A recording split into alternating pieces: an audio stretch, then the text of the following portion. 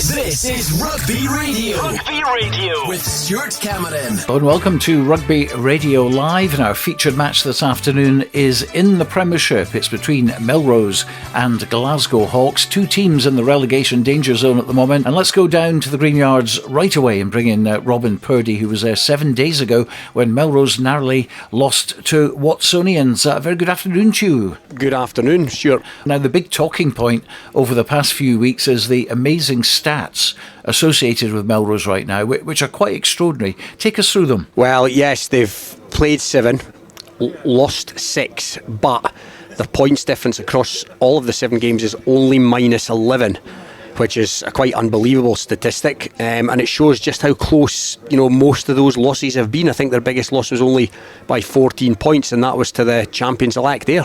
And it's extraordinary, isn't it? Because Melrose have 7 bonus points and only Curry have the same amount, and they're in second spot. So, you can't really make much sense of it, can you? No, you can't. And, the table could look different today. I think the beauty of the 10-team league this season, Stuart, is that it's much closer, and it's going to be much closer. I don't really see anybody getting cut adrift, and a win for Melrose here today could catapult them to mid-table. But, I think from a statistics point of view, there's something like they've conceded 50 points in the first 5 minutes of the 7 games as well, which is again quite unbelievable. So I'm sure Glasgow Hawks will have their eye on that here this afternoon. And we always hear about fine margins, don't we, having impacts on the games, and certainly those fine margins have been a big issue really for Melrose. They've just got to get over that line.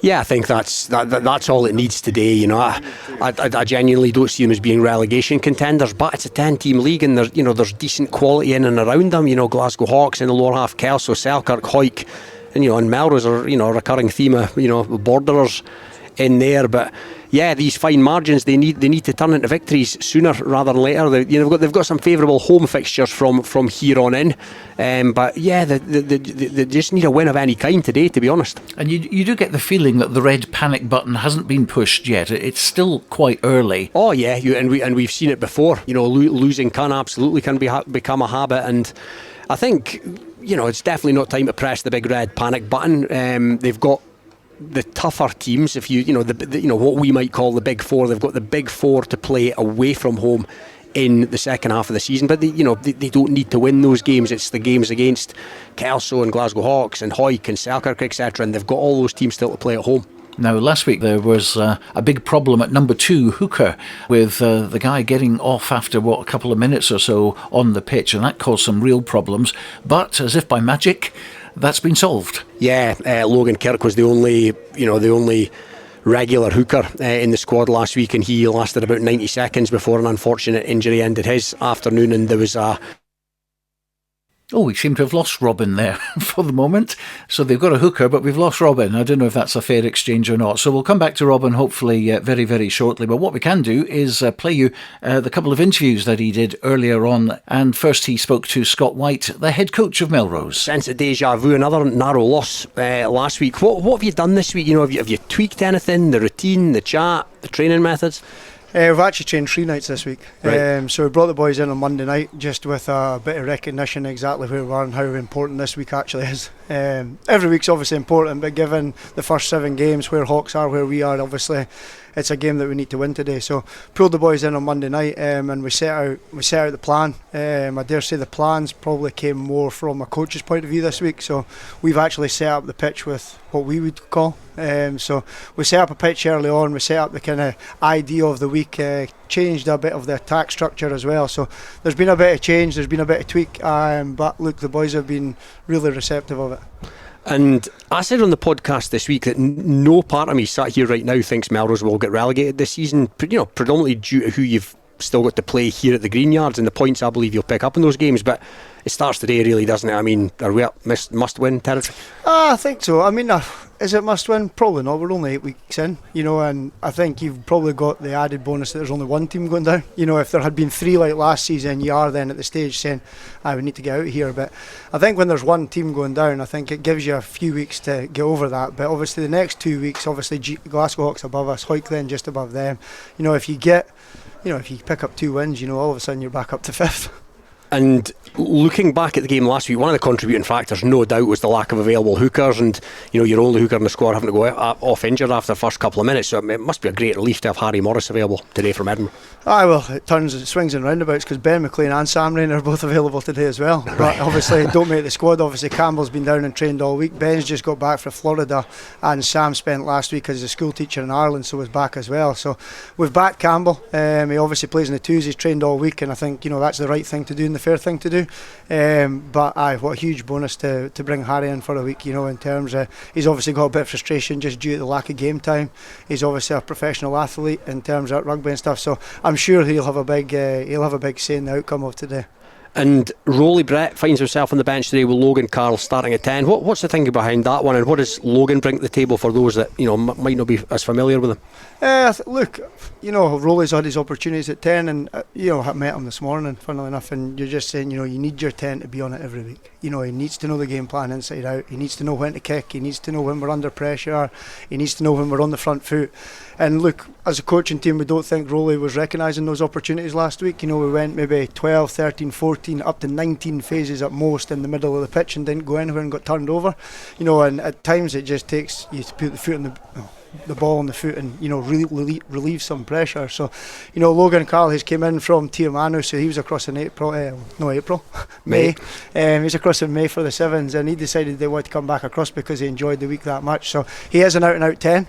And Rolly's obviously done a great job in filling in there, but I think the reality is Rolly's probably more of a 12 and probably plays better with less pressure, whereas I think Logan had came in a few weeks ago, wasn't comfortable with starter plays and that. He's now been here for 4 or 5 weeks, and we now believe it's the right time for him to play at 10.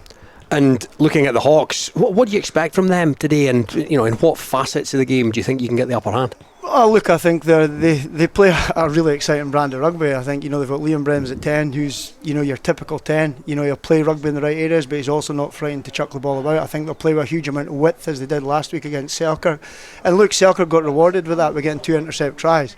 I think set piece up front, especially when you've got Ben White and Adam Arkle starting, and you can bring Jack Dobie and Zen off the bench. I think that definitely gives us a bit firepower up front in terms of looking for scrum dominance. I think we've had scrum dominance the last few weeks, but we're finding that refs probably aren't rewarding that as much as possible, which is difficult. But I think we've set the platform this week for the forwards to have a right go, so hopefully that's identified off line outs, and when we get into gold zone that we really see them come to life. Scott White, the head coach of Melrose. The head coach of Glasgow Hawks, of course, is Phil Smith. So Phil, good to see you for the first time this season. We're 7 games in. Where are Hawks at? What are your thoughts on how the season's panned out? We've been quite good in general, and we've always finished a game thinking, we were in the game, we've had a chance maybe, to perform quite well and show what we're about. But we've not won as many games as we'd hoped, so there's a bit of frustration in that there's a good team in there, but it's trying to get it out.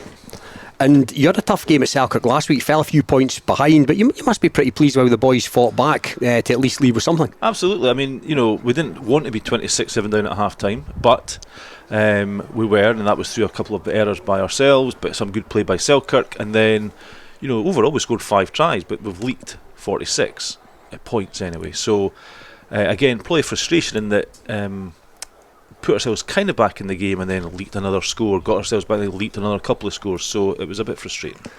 And by my count, you guys have 18 players in the draft from Glasgow Warriors. Now, I understand that the top pros are not going to be available, but how can it be possible today that you don't have anybody? Because I think the one guy we've had the last couple of weeks is Alex Bryden, who has been a centre, very good young lad, and he has been drafted in at the Sevens. Of course, So the Sevens now seem to be just taking boys to allow them to have more full sessions, but the knock-on for these guys is they don't get to play Saturday rugby, which is just a shame. And when you spoke on the podcast about Melrose bringing in Harry Morris, it sounded to me like you might have said that with a wry smile on your face. Would that be right? I just find it, I want Harry Morris to play. I want anybody who's not playing for a pro team to play on a Saturday for the club game. And it was more the fact, I know Melrose has been struggling for a hooker, and guess what? Santa's arrived. Here we go. There's Harry Morris needing a game. So it's fitted in nicely for them. We maybe don't feel as if we're getting that rub-off opportunity with some of the players. But again, it doesn't stress me. It's more you get who you get. And Scott Steele comes back into the starting lineup today. That must be a big boost, a player of his talent and experience. Yeah, I mean, Callum Reedy has been excellent, by the way. He's come over from Australia. He's started every game, and he's been excellent. And I just feel now there's an opportunity for Scott just to show Callum different ways of maybe controlling a game, and use his experience to just try and. We've been behind almost in every game, I think. I'd love us to get a lead and try and sit on the lead and see how we get on with that, and I'm hoping Scott will help us with that opportunity. And Melrose are, they're on a bit of a wretched run of losses, and they tend to concede in the first few minutes. So is the game plan today to go for the jugular early and heap more pressure on them? Well, yeah, Whitey keeps telling me about this. The number of points in the first 5 minutes bore off. No, it's good. It's right, but I think fortunately for him, we haven't scored a lot of points early on. But we're definitely trying to get a lead and see if we can defend a lead and see if we can add to a lead, because it's something we've not been able to do yet, and we need to try and get into that swing of things rather than chasing games, because we've been good at chasing games, but I don't want to chase a game. I want us to get in front and try and kick on from there. And from what you've seen of them so far this season, Phil, are there any areas of weakness that you feel you can exploit? It's great to watch the other teams, because you see that I think every team almost is trying to really put on a bit of a show. Yeah. A lot of teams are throwing the ball around as much as possible, and Melrose are right in the mix of that, So I wouldn't say they've got a weakness. They've just got the way they play allows us maybe to get the ball back a bit quicker, because they're going to keep playing, and maybe their errors can happen if we pressurise them enough. So I just think there's not really a weak team in the league, to be honest, the way I've watched the games. And Melrose, despite being bottom of the league, forget about that, they're a good rugby team. And the surface here today, in respect to the weather, it's gonna be fast. Does that suit you guys? We think so. We're trying to be kind of as quick as we can as we play, so I think it should help us. But then you're asking players to get ready a bit quicker.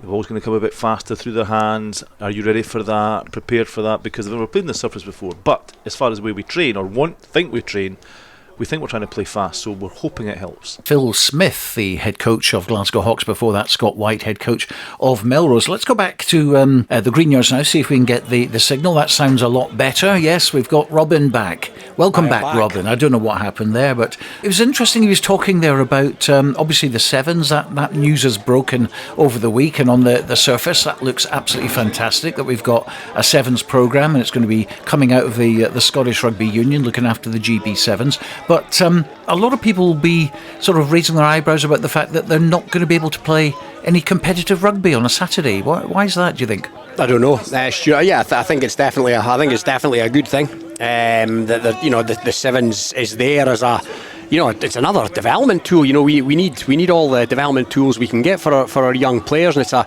different form of rugby. It's more skills based, fitness based, pace based. So I think it's definitely a good thing. But yeah, I think we're in a pretty good place with our 10-team league with our academy pros at the moment, and and if in a few weeks none of them are available and it's all been turned on its head again, then I suppose that's going to be a byproduct. Now, it's interesting, there's some great games today, aren't there? I mean, apart from the Premiership, obviously, we've got National 1, Gordonians against Musselburgh, which is kind of could be a relegation battle. We've got Mar against Edinburgh Accies, which is going to be absolutely huge, probably the game of the day across the 3 top divisions. But Newton Stewart against Highland in National 2 is going to be an interesting one. And guess what? They kicked off early, and already Newton Stewart have a bonus point. It's 24-0 to Newton Stewart. What about that? Oh my word, I did not see that coming. I'm just hearing that from you for the first time, and I certainly didn't think it was ever going to be a cakewalk for Highland, of course, who are unbeaten at the top of the table. But obviously they've stayed on the bus potentially a wee bit after that massively long journey that they had to endure today. So that's that is a surprise thus far. Not a surprise that Newton Stewart are winning, but a surprise they've got a bonus point in the bag already. Yep, absolutely. So we'll be following that and other scores, of course, later. And we'll go back for our live commentary with Robin Purdie and Iain Heard a little bit later on. But we're going to cross over to Golden Acre now, because it's Heriots against Selkirk in the Premiership, and waiting for us there is Hugh Brown. Well, Heriots have been on a winning streak recently with 3 wins and a draw in their last 4 games, including a good away win against Kelso last Saturday, which has lifted them from bottom of the Premiership to 5th, 1 place above today's opponent Selkirk, who've also been on the up with wins in their last 2 matches. The Sooters have been starting well, but last week they let Glasgow Hawks back into the game in the last quarter, with Selkirk only winning by 11 points because Hawks scored 3 late tries.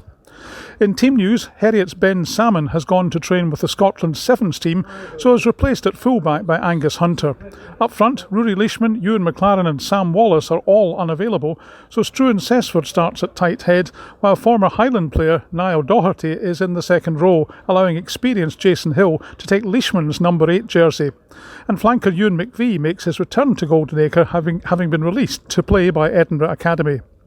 Selkirk have a fairly settled look, with Edinburgh Academy's Ross Wolfenden starting at standoff, having impressed from the bench in recent weeks, so Maurice Clementson drops to the substitutes. Purdie Allen returns at inside centre in place of Ross Nixon, and Oliver McClymont and Lachlan Ferguson are also useful replacements who could feature at some point in the back line.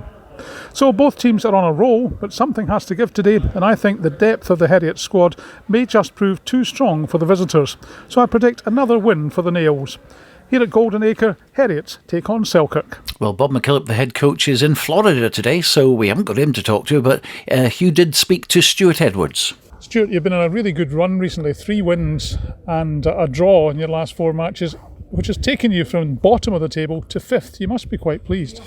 Yeah, I think we started a little bit slowly, and we've probably had a few reasons for that are within our control, and we've definitely, as times went on, we've probably started to show a bit more belief and understanding what we're trying to do. Obviously turned over a lot of players at the start of the year, and naturally we were maybe a little bit off, but I'm really proud of how quickly we've altered our mindset, I suppose, around that, and understanding things take time, and we've got some really young exciting kids that are learning on the go, and the progress they're making alongside the leadership of the older guys has been really pleasing, and it's been really enjoyable so far. Although the results weren't perfect at the start, it's been a pretty positive few weeks, so hopefully we can keep on building today. When I last spoke to Bob McKillop, I asked him what had gone wrong, because you were bottom of the table, and he said absolutely nothing. And do you know something? He's been proved right, hasn't he? Yeah. Well, that's it. We had conversations internally as well, and externally, people saying what's happening in the Heriots. I said, it's 2 games. You know, it's a long season. I think we used Curry's example last year as a pretty positive story for us. They lost, I think, 4 of their first 5 games last year, and then it came in the playoffs. So yeah, we're still not panicking. We weren't panicking. We're definitely not panicking now, but we're aware we've got more to go and further to go, and things to get better at. But we're in a good spot. We've got a lot of very good people here and a lot of very good players who are driven to get better for Heriots. So yeah, we're not in a panic by any means. We always say that one of the strengths of Heriots is that you have a squad that you can rotate quite a lot. And today you're going to have to do that because 3 of your forwards are not available. Yeah, oh, absolutely. But at the same time, I don't know many clubs could bring in Struan Sesford at tight head when you lose Hugh McLaren. Obviously, Hugh McVie from Edinburgh is a big plus from losing Sammy Wallace, and then Leishman's obviously a big miss. But then you get Rory Kirkpatrick leading the team, who is much of a Heriots manager you could ever imagine. In terms of he went through the school here, he would be a shining example of somebody that this club means the world to. So yeah, we're realistic in terms of going to lose guys week to week, and things might change. But we've got plenty of good guys here that will fill in, and hopefully push those guys coming back to play better when they get back as well. You mentioned Ewan McVie, and he's from the Edinburgh Academy setup. It does mean that when he comes into play, one of the regular players is pushed out. Are you for or against Academy players coming into the Premiership? So probably 2-pronged answer to that. First thing is Ewan comes in and Sam Wallace is gone, so there's no real, and Leishman's gone too, so he's not actually replacing anybody. But in terms of generally, I'm all for it. I think we need, as Scottish rugby clubs, we need to make sure we're doing all we can to give kids opportunities. Obviously my biases from a school background would say that we need to give these kids as much time as possible to get better, and they only do that by playing. You look at Hamish MacArthur now, he's played 4 or 5 games in a row and he's looking better than he's ever looked since he was at school, and there's no coincidence around that. It's because he's getting more confidence, he's getting more exposure, experience, and he's flourishing. Callum Jessop's the same, Henry Kesterton. We've got some really Struan Talek, some really good 18-year-old kids that are getting better because they're getting chances to play. So whether they're in the academy or whether they're just the same age, I don't really think it matters. Like, if we have an opportunity to make these kids better, then we should take it. And I think these kids are showing that the Premiership is absolutely at a level they're able to excel at. It's not this big bad scary level that they can't touch. I think they're actually making it the league better. Certainly in our case they are. And very quickly then, Stuart, a prediction of today's match against Selkirk? Who knows? Obviously we're hoping to win, but I know Gordon Henderson very well from coaching with him, and they'll be well prepared for us. So all we can do is control our stuff and make sure we're working hard both sides of the ball, and we'll see what happens. And Hugh also spoke to Sesh Henderson. I watched you 2 weeks ago against Melrose, get a good win, and then last week you managed to eke out a win against Hawks, although you nearly threw it away in the last quarter, didn't you? Yeah, it was nervy at times, but we always getting a score when they got a score, so always kept us ahead, which we didn't do against GHA early in the season when we got ourselves fairly in front. But 2 good wins on the bounce, 10 points, which we needed the last 2 weeks. So looking forward to competing for 80 minutes against Heriots today. Yes, Heriots are on a real run as well. They've had 3 wins and a draw in their last 4 matches, and they'll be keen to make it another win today against you. Yeah, of course, but we've got to shut them down. We've got to put pressure on their attack. They've got their plaudits from their backline all week, and rightly so. I watched their game against Kelso last week, so if we leave them space, they're going to be a threat and they're going to score. So we need to shut that space down and make sure we put our tackles in and compete up front. And if we get opportunities, to make sure that our backline's not that bad either. You're just beside each other in the league because Heriots are 5th and you're 6th, so it's a pretty ding-dong battle today, I would think. Yeah, look, I hope that it goes 80 minutes and see who it's going to be minor detail that's going to go either way if we get it right, and hopefully it goes our way. And the boys are confident, it's just something a wee bit of an edge about them today, and they're excited about the game. And look, you come up here, it's a free hit against Heriots, against a very good side, and we just have to go for it and see what happens. You could say that you've got an advantage because 3 of their top guys are out for various reasons today, but they've got a good strong squad to bring in other players. Yeah, we've got 3 guys out, but there's not a bad Heriots side. When you bring in Cessford, you've got Ewan McVie. I think they're going to be just as tough up front as a matter of what their selection was. But we just got to deal with what's in front of us, and compete hard. And that's what we're aiming to do. That's what we've been working on all week. This is a big chance for us to come up here. As I say, it's a free hit, and if we get it right, then we'll be in the game. If we're in the game in the last 20 minutes, then anything can happen. And a prediction then?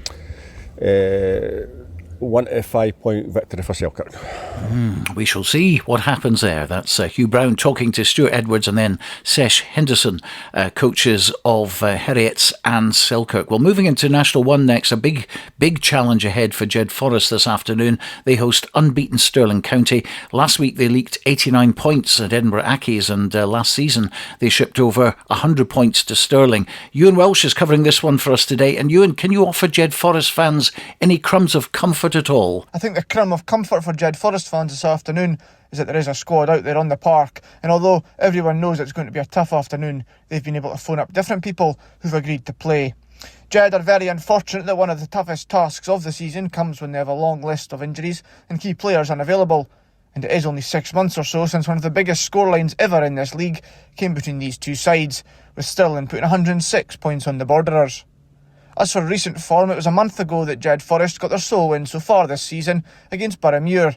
But since then, it's been heavy defeats against Gala, Glasgow Academicals, and then last week's 89 points to 5 defeat at Edinburgh Accies. That shouldn't take anything away from the visitors, of course, who make the journey down to the Borders, still unbeaten after 6 league games. Averaging 55 points a game, they're a team stacked full of quality and will be expecting to leave today with a full 5 points and a strong performance under their belts. The last time they came to the Borders was 6 weeks ago to face Gala at Netherdale. That day they were 8 shy of 100 points, and you've got to feel if they get out the blocks quickly, they'll be out to reach that elusive 3-digit figure this afternoon. Ewan Welsh is covering that game at Riverside Park today. Earlier we did speak to the Jed coach Michael Harshaw, who's actually playing at hooker today. It doesn't get any easier with a really powerful Stirling County team coming to us. I suppose the positive for us is that we have people within the club who are willing to put themselves in the firing line to make sure that we keep our league campaign on track. Huge respect for those people who are stepping up, who maybe didn't expect to be required this season, but it kind of shows the commitment that people in the club have to what we're trying to do and trying to build within Jed Forest. And we also got a word from Stirling head coach Craig Jackson. Lots of positives to take from last weekend, and we just need to keep building and getting better each week. On the whole, when you look at the results, they've been very, very competitive. They might have not come out on the right end of a lot of the results, but we know exactly what we're going to get from Jed down at Riverside. It's not going to be easy, it never is. So they score a lot of points. They've obviously got a lot of dangerous backs, and the forwards work pretty hard. So we're under no illusions it'll be a tough task, and probably wanting to bounce back after the result against Edinburgh Accies at the weekend. From a selection point of view, we'll be pretty solid across the back line. It'll be pretty similar. In the front row, there's a youngster getting a shot who's played really well down at Gala, Angus Wright, who's a young, promising tight head prop. So it'll be good to see how he goes again in National 1. He's been training very well and deserves his opportunity on the back of that. Pretty settled across the board. Leighton Bryce will come in for his second start as well, so just turned 18, so got to be consistent across the pack with some boys that have deservedly getting a shot to stake their claim for further games in the future. Jed Forest and Stirling County at Riverside Park this afternoon. Quick look at the Premiership then. It's Ayr against Kelso, Curry versus GHA, Heriots versus Selkirk, Melrose v Glasgow Hawks, and Watsonians against Hawick. Biggar versus Glasgow Accies in National 1, also National 1, Boroughmuir v Gala, Gordonians against Musselburgh, Jed Forest v Stirling County, and Mar against Edinburgh Accies. That is the big game today at Fullerton Park. National 2, Dundee against Peebles, GHK versus Kirkcaldy, Howe of Fife v Falkirk, Newton Stewart against Highland, that one already underway. Newton Stewart 24-0 up already against Highland at Bladnoch Park, and Stewmel against Berwick. Well, we're on air till 5 o'clock, and later this evening we'll be posting our Rugby Roundup podcast online with chat from players and coaches, full results and tables from the day's game, so make sure you subscribe and get that as soon as it lands this evening. As usual, quick word about our weekly Scottish Club Rugby podcast, which is out now, but after the break it's live commentary from the Green Yards, Melrose against Glasgow Hawks. This is Rugby Radio. Rugby Radio. If you're hearing this, then so could your customers. To advertise on Rugby Radio's 2 Saturday shows and also the Scottish Club Rugby podcast, get in touch via our website at rugbyradio.co.uk. Advertising and sponsorship packages are available for the whole season or on a monthly basis. Help support what we do to promote club rugby in Scotland using our contact page at rugbyradio.co.uk. Based in Galashiels but covering the whole region and beyond, Borders Mortgage Hub is your one-stop shop for all things mortgage related in the Borders. Visit us at bordersmortgagehub.com or call us on 01896 807 008. That's 01896 807 008. Borders Mortgage Hub. Mortgages for the Borders in the Borders. Borders Mortgage Hub. When it's time to celebrate the big wins, on and off the pitch, choose Oakham Black, one of the UK's leading suppliers of sustainable medals, trophies and gifts. Great moments deserve to be remembered, with custom designs made just for your club, school or business. Oakham Black. Celebrate, acknowledge, inspire. Find out more at oakamblack.com. Oak and Black. This is Rugby Radio. Rugby Radio. Time to cross to the Green Yards then for full commentary of Melrose against Glasgow Hawks. At the mics for us this afternoon, Iain Heard, and first of all, Robin Purdie. Thank you, Stuart, and good afternoon, folks. We are back at the Green Yards for a game that, come the end of the season, could have a pretty significant bearing on how the lower end of the table looks. Both these clubs may feel aggrieved at that viewpoint, but the table doesn't lie at the end of the day, and a win for either here this afternoon would ease any jitters as we approach the halfway point of the campaign. Conditions wise, it's a very pleasant autumn day, and you certainly know what you're going to get in terms of the surface here at the Green Yards, and that will hopefully give us something similar to the 33-all draw that this pair played out here last season. So as far as the teams go, for Melrose, Don Crawford comes back in at 15, top try scorer Finn Douglas and Paddy Anderson on the wings. The Sydney siders Declan Mulcahy and Corey Goldsborough team up again in the centres, with Kiwi Logan Carroll at 10 and Scott Clark at 9. Ben White, Harry Morris and Adam Arkley form the front row. Skipper Angus Runciman and Ollie Furness are in the boiler house, with the back row made up of Will Ferry, Sam Derrick and Elliot Ruthven. Hawks have James Cooper at full-back, Logan Jarvie and Jonah Hastings are out wide. Murray Waugh partners Paddy Kelly in the midfield, with Scott Steele and Liam Brims at 9 and 10. The front row is Brandon Sweet, Tom McTeer and Max Morrison. Max Crumlish and Murray Oliver on the second row, with the Lucies being Andrew Rutherford, Yusuf Shaheen and Seb Hastings. Today's man in the middle is David Young, with Chelsea Gillespie and Alan Parry along the touchlines. And Ian Hurd's back with me again today. So Ian, I spoke in the podcast this week about how Melrose have favourable looking home fixtures, if you like, from here on in, and that's kind of why I don't see them in proper danger of the drop, but it has to start today, surely. This is must win. I think it has to, Robin. I mean, they've been close in the games that they probably wouldn't have expected to be quite as close in, and you know they've started badly in pretty much every game, as you mentioned earlier on, and also they've finished badly. I think they've just got to put in that 80-minute performance today and take the chances when they get them, and ensure that Hawks don't get the chances that they could use to get an early lead, or certainly get a lead that they can hold on to. And for the Hawks, they could do with something today, because they've, after this, they've got the, in inverted commas, big four coming up. Yeah, I mean, they're not in the greatest of positions either. And you look at their upcoming fixtures and you think, are they likely to get anything out of those 4 fixtures? They're always a different side through in Glasgow as they are on the road. Agreed. They don't tend to travel particularly well. But again, whether that's to do with just not fancying coming out the borders or going through Edinburgh, but you're sort of neutralising a little bit with this surface today, and I think both teams will want to try and play a bit of open running rugby, and the surface and the conditions are certainly going to lead towards that. They are indeed beautiful conditions, not a breath of wind. Lovely autumn day on this firmest of tracks. It's going to be Glasgow Hawks to kick off through their talented fly half, Liam Brims. They're going to attack the St Mary's Road end. Here at the Green Yards in their black and red strips. Melrose in their familiar black and yellow. Big game for both these clubs in terms of the context of the season. Referee just meandering over to centre, to the, I will say the centre circle, because there is a centre circle here on this multi-sports surface. So Brims just awaiting the shrill of the whistle from David Young, and there it goes. We are underway here, Melrose v Glasgow Hawks. Good kick-off that, it's going to be contestable, but Declan Mulcahy is thrown high in there. He takes the first kick-off, and it's going to go to Ollie Furness. Ollie Furness brought in today for Angus Weir, McPhail scholarship recipient. Earlier this year spent a bit of time at Stellenbosch University.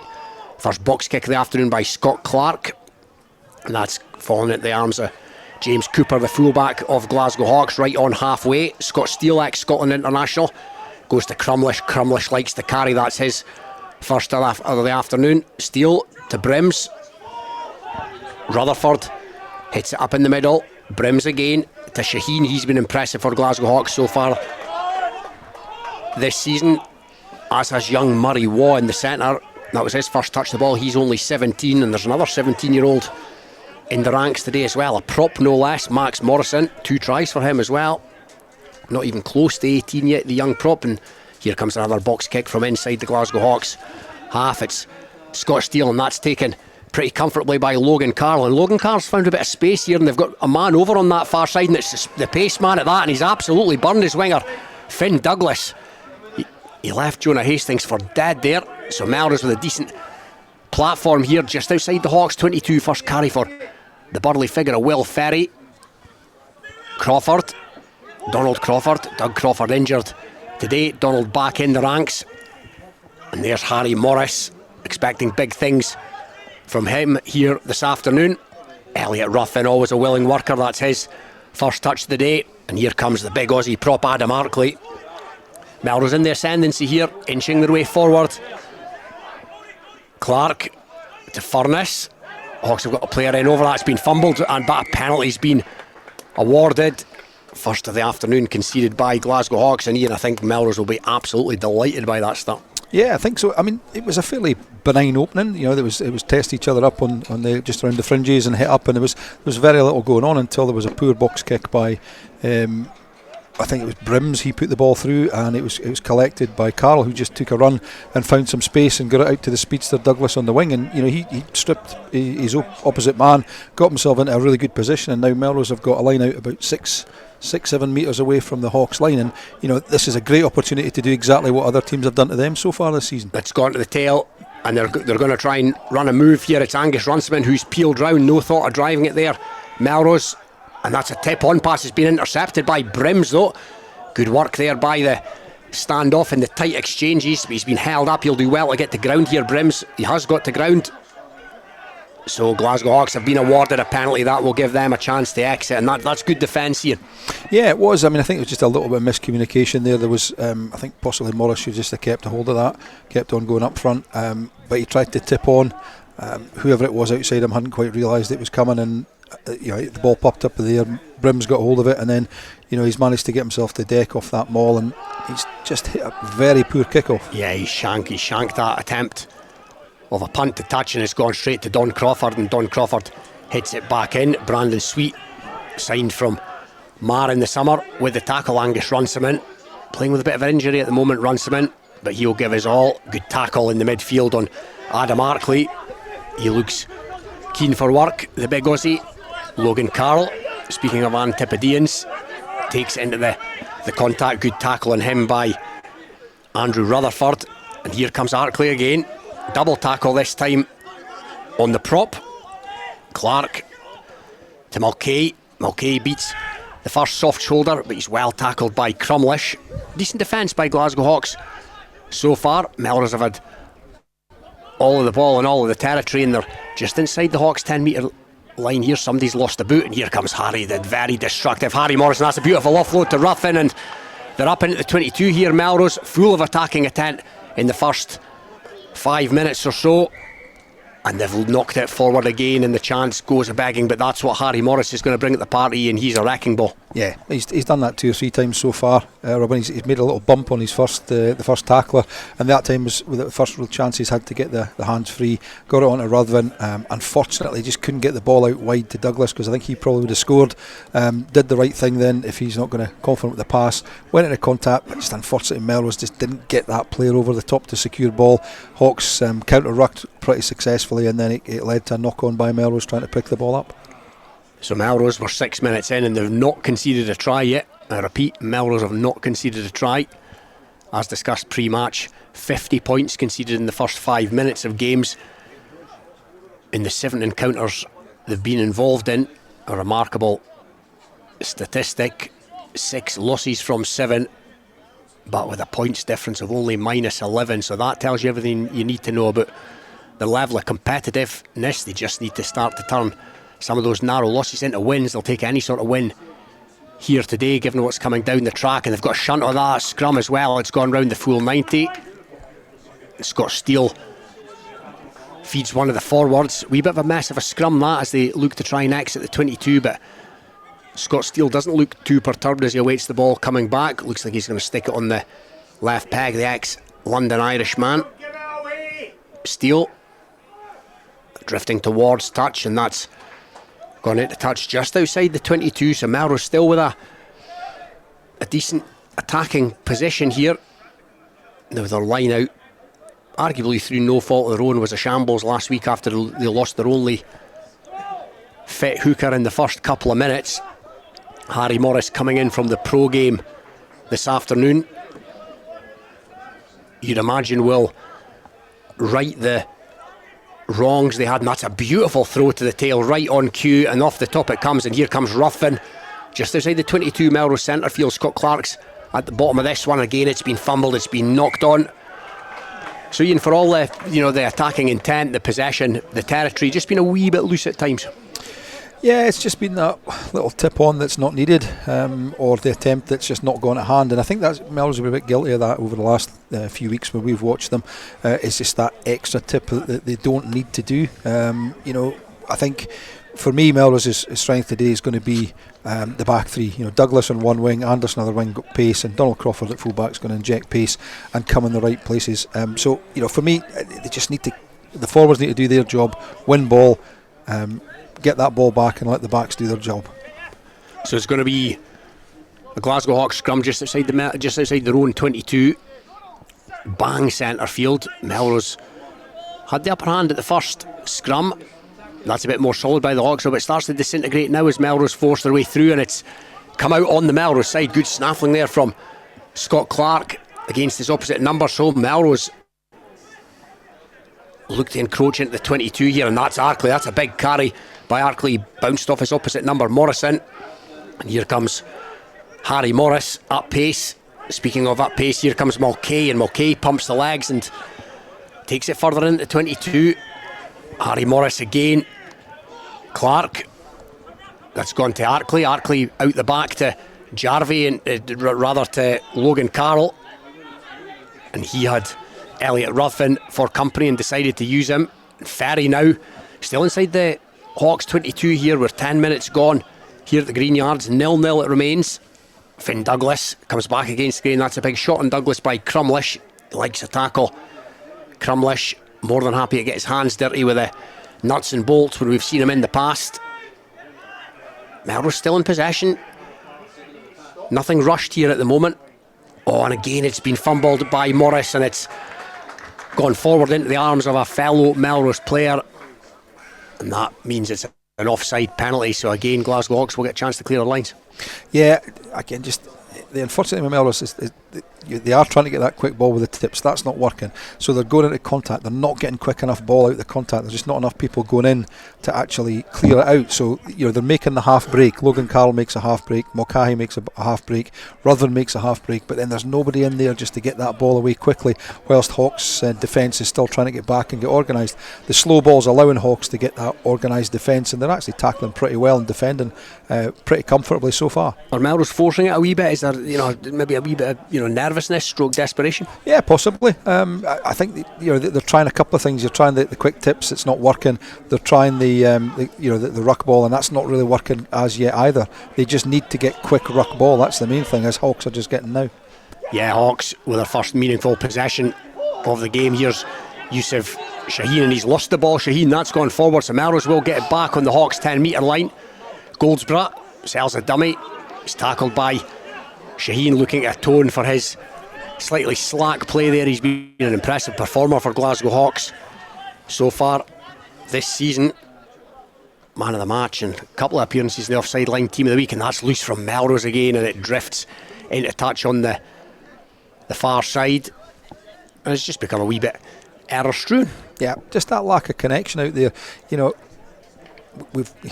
The modern game is all about backs and forwards being in the right places, and it doesn't matter what numbers in your back, all that sort of thing.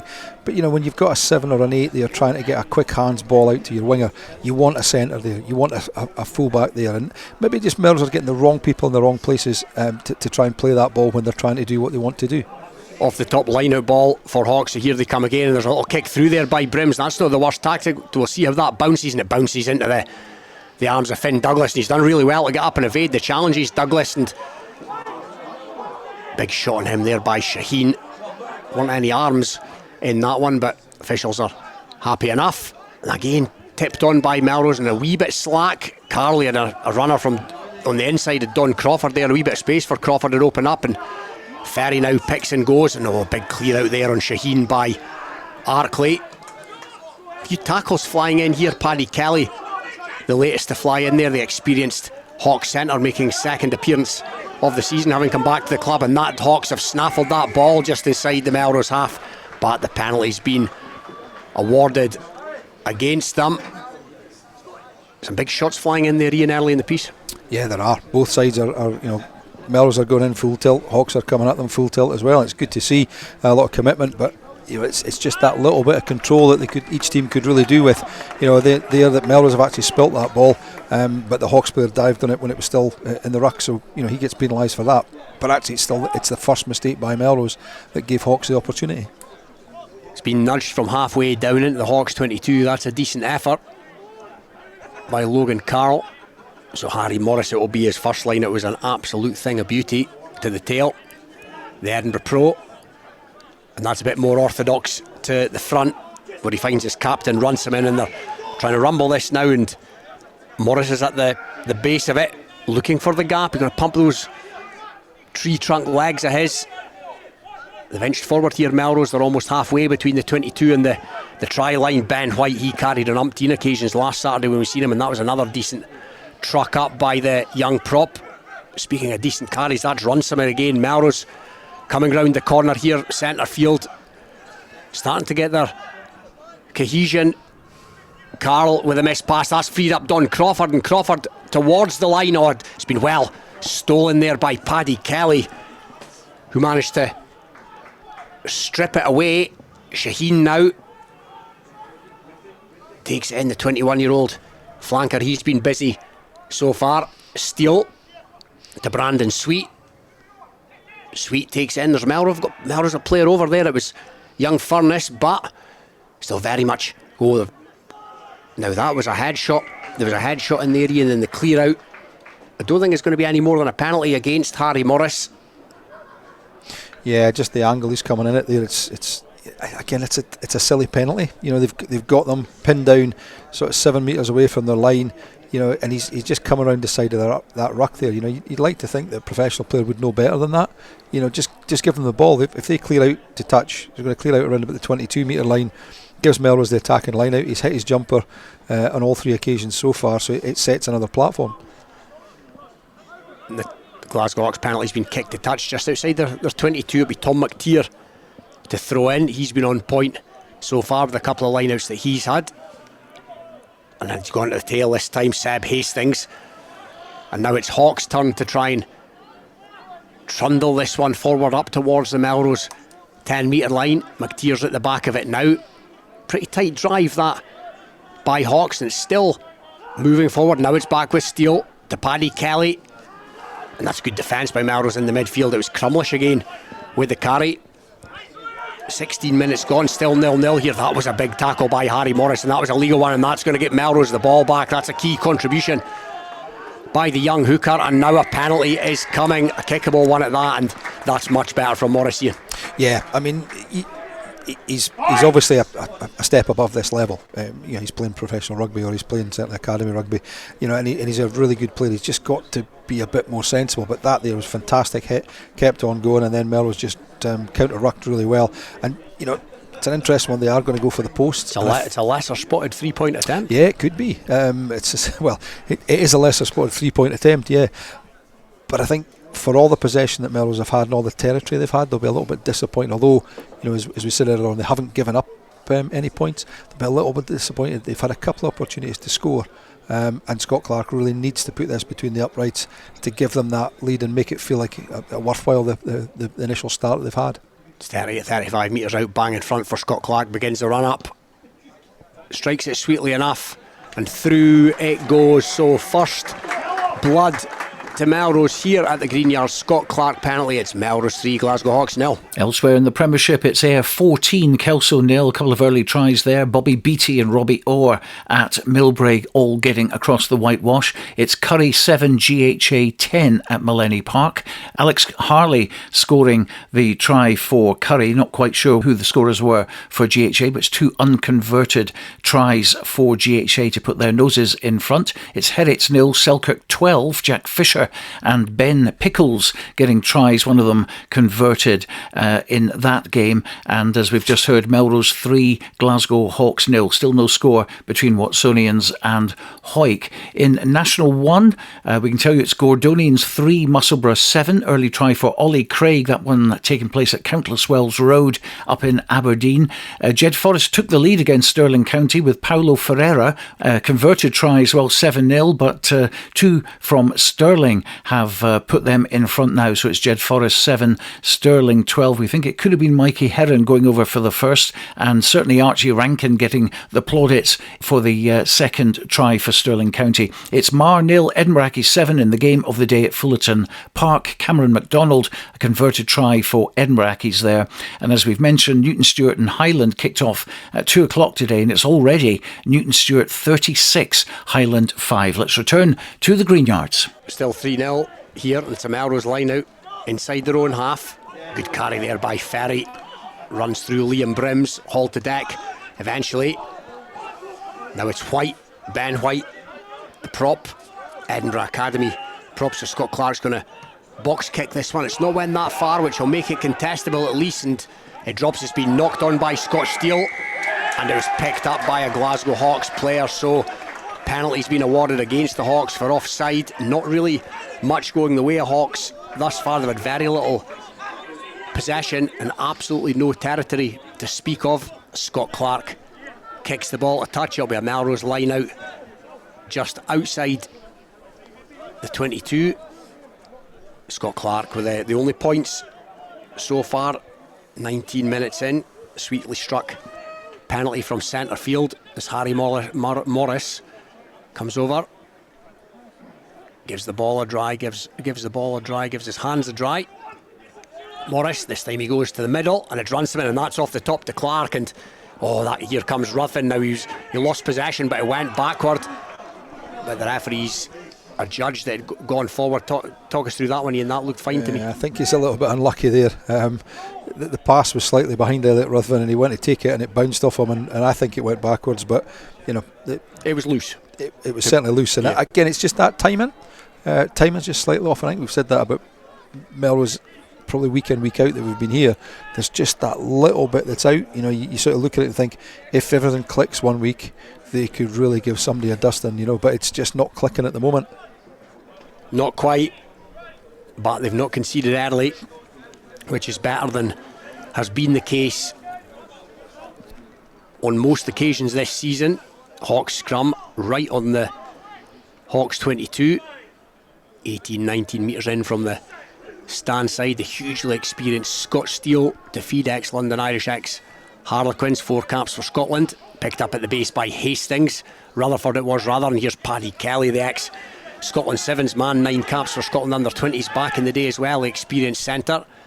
Steele back to Brims, bit of experience at 9, 10 and 12 for Hawks today, and Brims not thinking about touch. He's gone fairly central, and so Don Crawford's going to get a chance. He's going to try and run it back. Crawford, he's got a bit of pace and a bit of power, and he's put that power to good effect there. He's been held up, but he gets to ground easily enough. Good play by the big fullback. White again, a few carries for him so far, Ben White, as was the case last week in defeat to Watsonians, and Arkley, he's made a few as well, and that's a telling carry by him. He's made 5 or 6 beaters. The big prop is out the back door now to Crawford again, and Crawford straightens and goes, but he's pretty well policed in the middle there. Harry Morris again. Harry Morris runs headlong into a 17-year-old prop, Max Morrison, runs right over the top of him, but the cavalry managed to get there. Carroll to White again, backs and forwards in unison here. Looks like there's a penalty coming for Melrose as well. Logan Carroll, or was the referee signalling that the ball had gone backwards? Clark to Furness. Furness has spilled it, but no, they're going to come back for a Glasgow Hawks penalty. Offside is the call. Now this looks kickable again. Ferry thought about a quick tap. Scott Clark's he's 16, 17 metres in from touch, not far outside the 22, but he's going to send it to the touchline. Shake of the head from Ian Heard. Do you disagree with that decision, Ian? Yeah, I don't really understand why they don't take the penalty. They're 3-0. We've had about 20 minutes and it's been pretty much all Melrose, and they're only leading 3-0, and bar a really good tackle down here by Logan Carroll, Glasgow Hawks had a good chance of scoring a try. So build the lead up, get the points when you're down there. I think they're struggling for a win. They need to get this win. Lineouts, another one to the tail, well thrown in by Harry Morris, and they're going to try and drive this one, and Morris is at the base of it, and he's broken. Morris, will he get isolated? He's been well tackled there by Brandon Sweet, and they've managed to get bodies over that, Glasgow Hawks, and they've managed to win the ball. That was sloppy once again from Melrose, but a penalty's been awarded against the Hawks. Again, just getting on the wrong side of David Young a wee bit, but Melrose have got away one there, Ian. They lost the ball and a Hawks penalties. Yeah, they got lucky, I think. For me, they've taken the line out and then they've gone down the narrow side when there's 3 defenders and only 2 attackers. Again, this is back to, we've said this time and time again for Melrose, it's poor decision making. The last attack, there was an opportunity to hit the short runner. They didn't, went out the back and it went behind them, and they just seem to be making far too many wrong decisions to get any continuity. Well, they're going to get another crack at it, and the line-out's loose. It was a 5-metre line-out, but Logan Carroll's found a bit of space and he heads towards the line. He's managed to get it back to Arkley. Arkley's just shy of the line. He's maybe half a metre, but it's been fumbled again by Melrose, and once again the chance goes a-begging. It wasn't the cleanest line out. It did come back on the Melrose side. Logan Carroll made the initial dart, and as Arkley pick and go towards the line, he's fumbled as he's hit the deck there, and you get a sense, Ian, that one of these chances will need to be taken sooner or later. Yep, and again we're back to that situation. There's 3 points. They get the ball back. They get back down into the Hawks half. They build and build and build. And as you said, they've penalty-wise, it's 6 penalties against Hawks, 3 penalties against Melrose, and they've all been in pretty attacking positions. The penalties against the Hawks. So you just wonder, are they going to regret that fact that they've probably turned down 6 points already? Scott Clark's a very accurate kicker. It puts them 9 up. It means Hawks have got to push a little bit to try and get back into the game, and that creates mistakes from them. Hawks are going to have a scrum here from the Arkley knock-on, right on their own 5 metre line. Scott Steele it will be to feed. Melrose had the slight upper hand in the very few scrums we've had, I would say, to be expected, with a couple of pros in the front row. There's a 17-year-old in there for Glasgow Hawks as well. That's a stronger scrum though by Hawks, and Andrew Rutherford's picked and gone. He's been tackled by Will Ferry. Steele, good defence there by Melrose on the Glasgow Warriors carrier. It's come back on the Glasgow Hawks rather. It's come back on the Glasgow Hawks side. So Steele's going to go to Brims here. Brims deep inside his own in goal area. That's a decent nudge by Brims. It'll take it up to the 22, but Melrose will get a chance to go again. 26 minutes gone here. Melrose 3 through a Scott Clark penalty. Glasgow Hawks 0. Glasgow Hawks have had very little possession, and they've, I think, once breached into the Melrose half. But they are only 3 points down. Yeah, and that's what I mean. You get the sense that Melrose are, the Hawks will have a patch at some point. Yeah, and it's all it's going to take is a couple of passes that go at hand, and they finish up 14-3.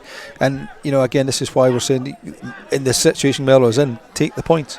And Hawks have won that line out as well against the throw, so Brims will get a chance to clear here, and he's sent that halfway to Gattonside, Brims, and that's going to bounce on this synthetic surface. It's deep into the Melrose 22. That's a great kick by the Glasgow Hawks 10. Don Crawford is back, and that's a decent kick by Crawford, but it's not going to make touch. It's come to Andrew Rutherford, and he's going to be able to get up ahead of Steam Rutherford. Harry Morris, good tackle round the ankles on that occasion, not the big shot that we've come accustomed to. Paddy Kelly's caught in midfield, right on halfway. So can Hawks eventually breach into Melrose real estate? Steele again to Brims. Brims has got runners, takes it. Oh, that's a big shot on Brims. Oh, and he's almost past the horizontal there by Morris. And that's a good pass inside, wee bit high there on Yusuf Shaheen. There was a flailing arm, but again, David Young seems happy enough. Hawks still in possession, still not into the Melrose half. However, Shaheen offering assistance there to Murray Oliver. Back to Brims, and Brims is going to go over the head here of the Melrose player as he tries to go for the 50-22, but it's been gathered in pretty well in the end by Logan Carroll, and Logan Carroll clears to touch, but it's going to be a Glasgow Hawks line out just outside the Melrose 22, and that's a territorial gain for the Hawks, Ian. Yeah, and I think we've said this already, that they've got the opportunity to get back in it. There was a few warning signs there for me. There was a couple of little runners, the inside ball, the short ball, and it was, if it hadn't been for really good defence by Harry Morris on one occasion where he hit Brims extremely hard, and then I think it was either Furness or Elliot Ruthven who, he did swing an arm. It probably was slightly high, but nothing major as far as that's concerned. But either of those, if they don't make that tackle, they're in behind and they've got chances. So McTeer to throw in over on the far side, just outside the Melrose 22. Line has went pretty well so far, and that's a decent one to the middle, and that'll give them a chance to drive. Shaheen's broken, however, and he's got isolated the open side. Melrose have got a player in over that. It's come back on the Hawks side eventually. That was the scrum half with the tip on, and once again Scott Steele goes to McTeer. Steele again, busy by Steele. Brims over looking for work off his wings. Jonah Hastings burned early on by his opposite number Finn Douglas, so he'll be looking to atone, get his way into the game. That was a decent carry by Brandon Sweet in a Hawks jersey this season from Mar. Steal again, better from Hawks here. Paddy Kelly, good footwork by Kelly, but he was well read by Will Ferry, and Melrose have steamed through there, and it's been fly hacked forward, but it's come back to the Hawks. But Melrose pretty resolute in defence at the moment. Brims at the bottom. That's a brilliant counter ruck by Melrose, and Melrose have won the ball and are going to get a chance to go here. Paddy Anderson is going to try and burn Brims, and he's off up the touchline. Paddy Anderson, he's going to be in here.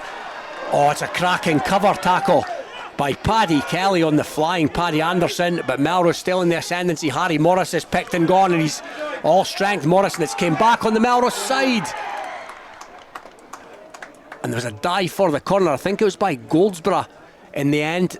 Didn't get the ball down, but out of nowhere Ian, Melrose have gone 60-70 metres, and it all started with a Harry Morris clear out. Yeah, I mean, Morris got in there, and then they had another three of his own team players just blasted the Hawks guys, who just weren't enough players in there to actually contest the ruck. And then for the first time for a while, Melrose actually got the ball in the right place, got it to the speed man on the wing, Anderson, and he made a great attempt to get there, and it was a fantastic cover and tackle. I think it's by Kelly, which is absolutely superb tackle there. And then they've managed to recycle the ball and just about went over in the corner, but they've got a penalty. Be interested to see what they do here, because we said they've had a bit of an upper hand in the scrum. So would you take the opportunity to scrummage, because Glasgow Hawks will have to keep 8 men on, because they know that Melrose got the opportunity to drive them if they don't. And then once that's in the situation, you've also got the ability to get the backs moving before that ball comes out. So I would be potentially going for a scrum here and maybe hitting Goldsborough or Mulcahy just with a sort of longer pass into midfield. It'll certainly be an option that's available to them. We're just waiting for a wee running repair to the cover tackling Paddy Anderson. I beg your pardon, Paddy Kelly, the other Paddy. It was Paddy Kelly on Paddy Anderson. I thought for all money Paddy Anderson was going to be in as he streaked up this near side. He's going to be in at the corner, but out of nowhere came the ex-Scotland Sevens man. Played in the Commonwealth Games in 2022 for Scotland, Paddy Kelly, and he showed all his pace and determination there. There's a sub on for Glasgow Hawks. It's Aidan Orr, who's another signing from Mar this season. Just waiting to see who's injured for Glasgow Hawks. Is it Brandon Sweet? Potentially somebody's on the deck, but yeah, they've got options here at Melrose. This penalty's been awarded 5 metres out, just in from touch, so of course they've got the option to nudge it right into the corner. Yeah, but take the scrum. I wouldn't say they've had an awful lot of joy out of lineouts. No, they haven't really been able to get that driving maul going, even with Morris coming around the back. So I think do something a little bit different. Go for that scrum, and as I say, hit the player in midfield, or alternatively, hit 10 and then have the 2 dummy runners, and then maybe hit Crawford coming in between 12 and 13, or between 13 and 14, just to give that little bit of point of difference. Because I think if I was Hawks, and I'd be looking at one of the centres hitting up, but that first pass out to Logan Carroll, and then maybe spin a longer pass that means that potentially Crawford's going to hit that, go through the gap between the centres and stick it down between the posts. So Brandon Sweet has been patched up. He's going to try and limp this one off.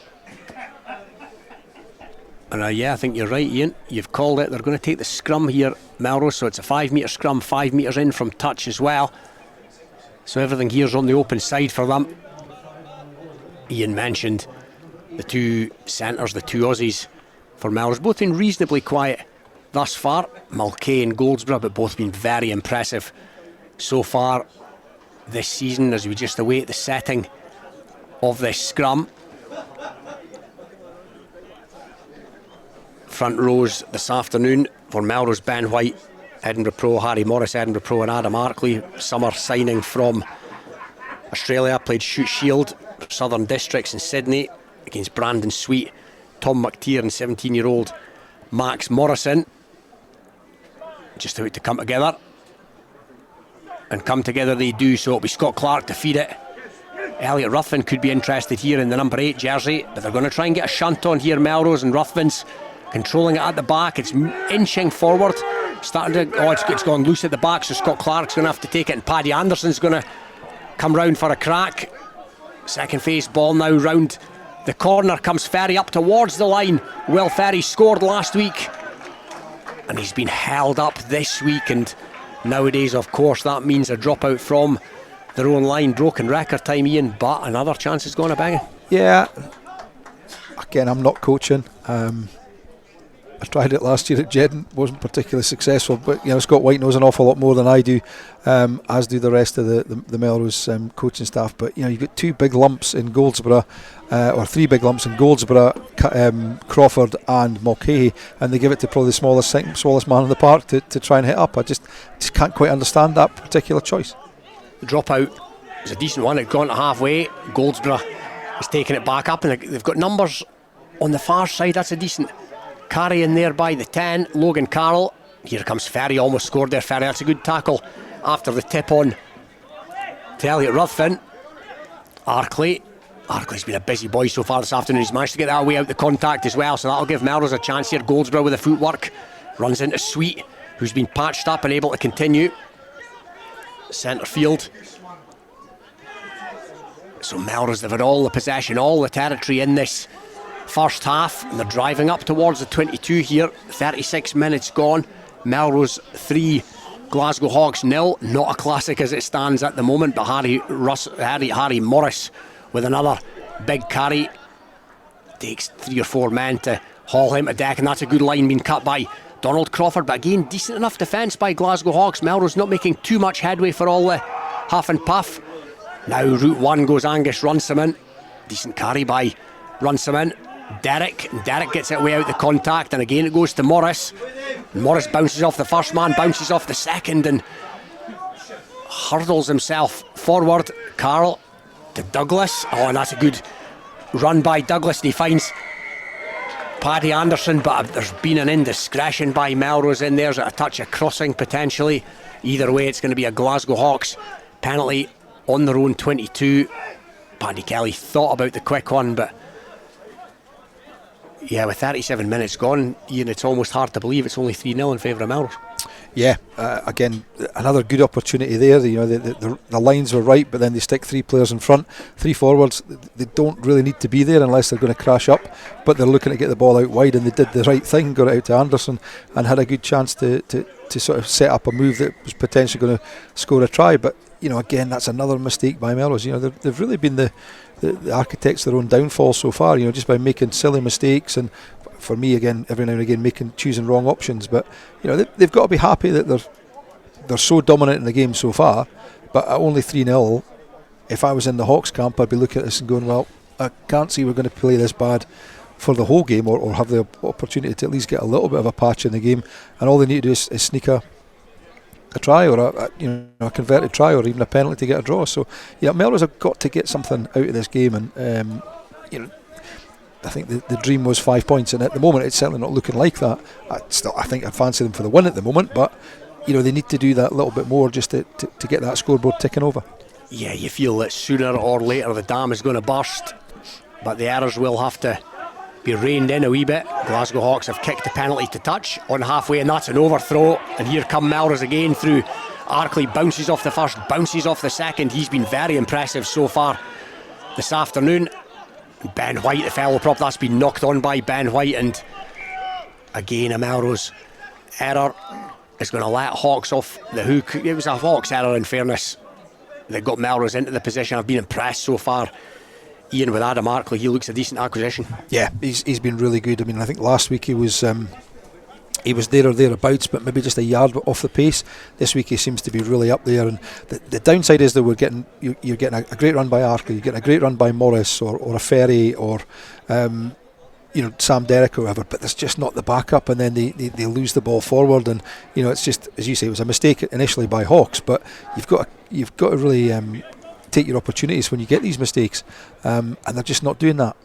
Error strewn first half as it inches towards the close. 39 minutes gone. Melrose 3, Glasgow Hawks 0. Glasgow Hawks will have a scrum here inside their own half, central position, and it's going to have to be reset. Reminder that we've got the Oak and Black Rugby Radio Man of the Match this afternoon.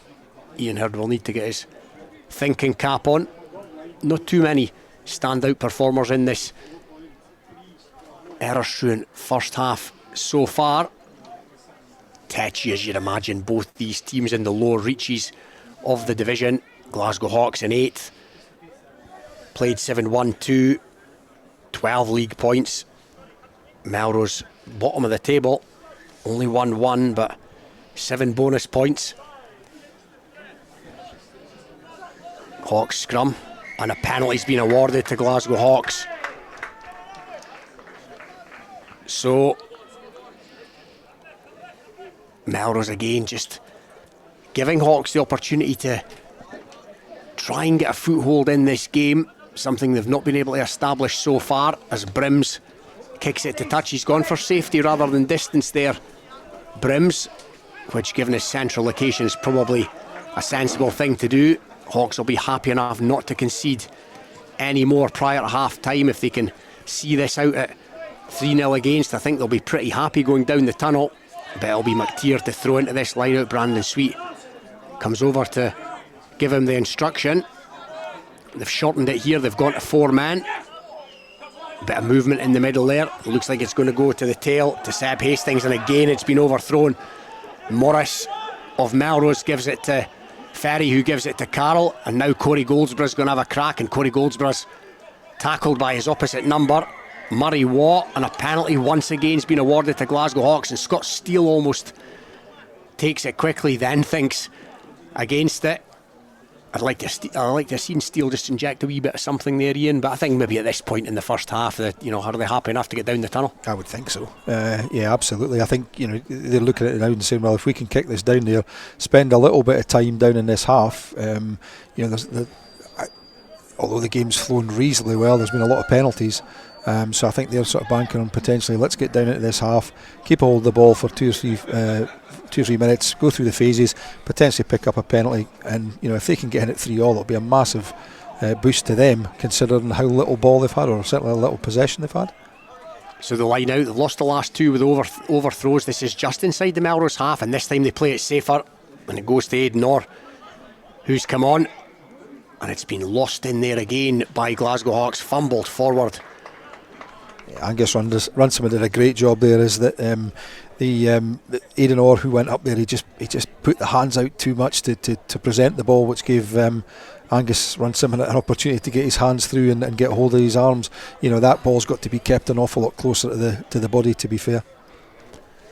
So we're trying to talk this one up at the moment, Ian. There's not too much positive that we can say about this first half. Melrose a lot of huff and puff without being able to blow the Glasgow Hawks door down, and the scrum's going to have to be reset for good measure. It's going to be a Melrose scrum, 6 or 7 metres in from the far side touchline, just inside their own half.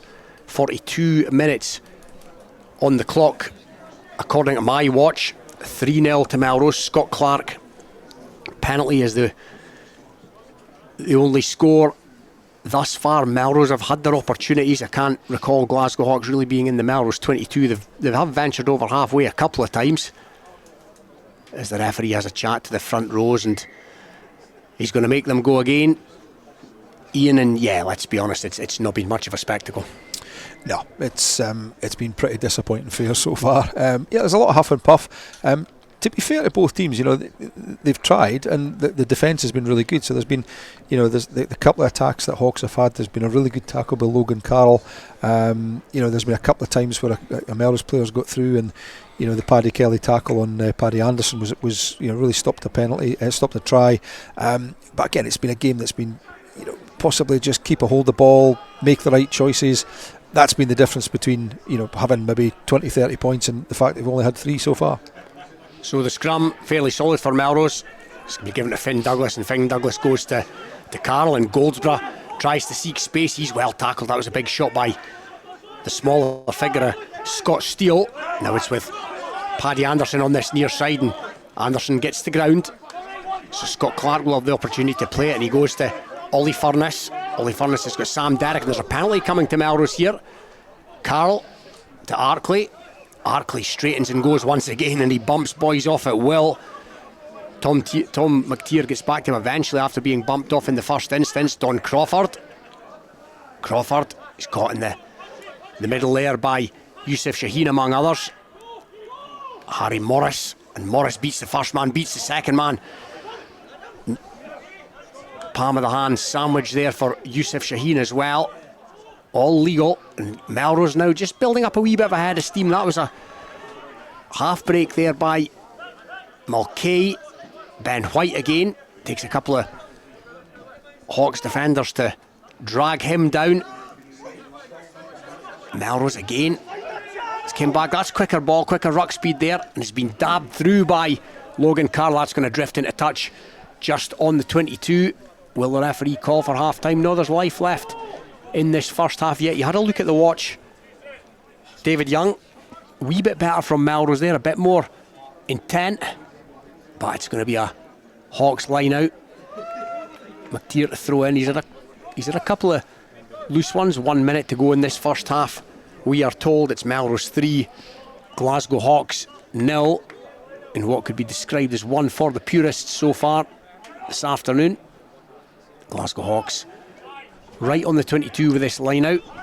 They've shortened it again. Been a couple of overthrows. That's gone towards the tail, but that's much clearer. And off the top it comes to Scott Steele, and Scott Steele's got the runner there. That's Crumlish, Max Crumlish. First appearance of the season, 2 tries in 19 last season for the willing worker. Or still just outside the 22 here.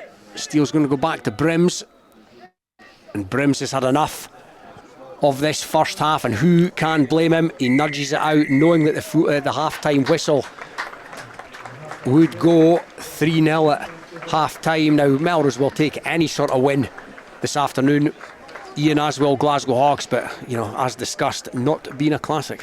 Yeah, I think both teams obviously would take a win at this stage of the season where they've been struggling week in, week out. Melrose are comfort with the better team. They have had pretty much I'd say somewhere in the region about 95% territory. For me, the only time that Hawks have been in the Melrose 22 was that one kick ahead that Donald Crawford mopped up quite nicely and quite easily. Hawks, they've defended really well, but also they've been very guilty of being offside too many times, giving away silly penalties. But at the moment, for me, the Melrose attack's just so blunt. There's nobody. Yeah, we've got some great runners in Arkley and Morris, and Angus Runciman, and as always will put 100% in, but there's nothing happening. There's no spark. There was an incident there where you mentioned Mulcahy taking a great line. The problem was both him and Goldsborough came down the same channel. It needed one to stay in a different channel, so there was the option of the upload. But all you're doing as a defender is you can see 2 people coming straight at you, so you don't need to have one out, so you've basically got 2 defenders tackling the ball carrier, which slows everything down for them. So Scott Clark's penalty is all that separates the sides here at half time. A lesser spotted 3-pointer.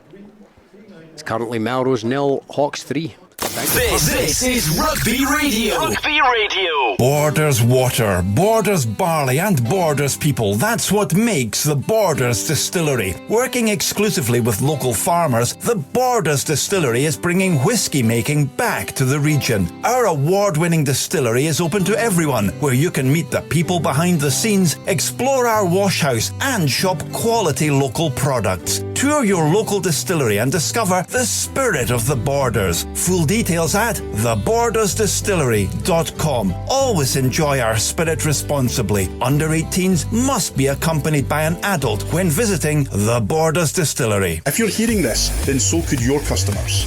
To advertise on Rugby Radio's 2 Saturday shows and also the Scottish Club Rugby podcast, get in touch via our website at rugbyradio.co.uk. Advertising and sponsorship packages are available for the whole season or on a monthly basis.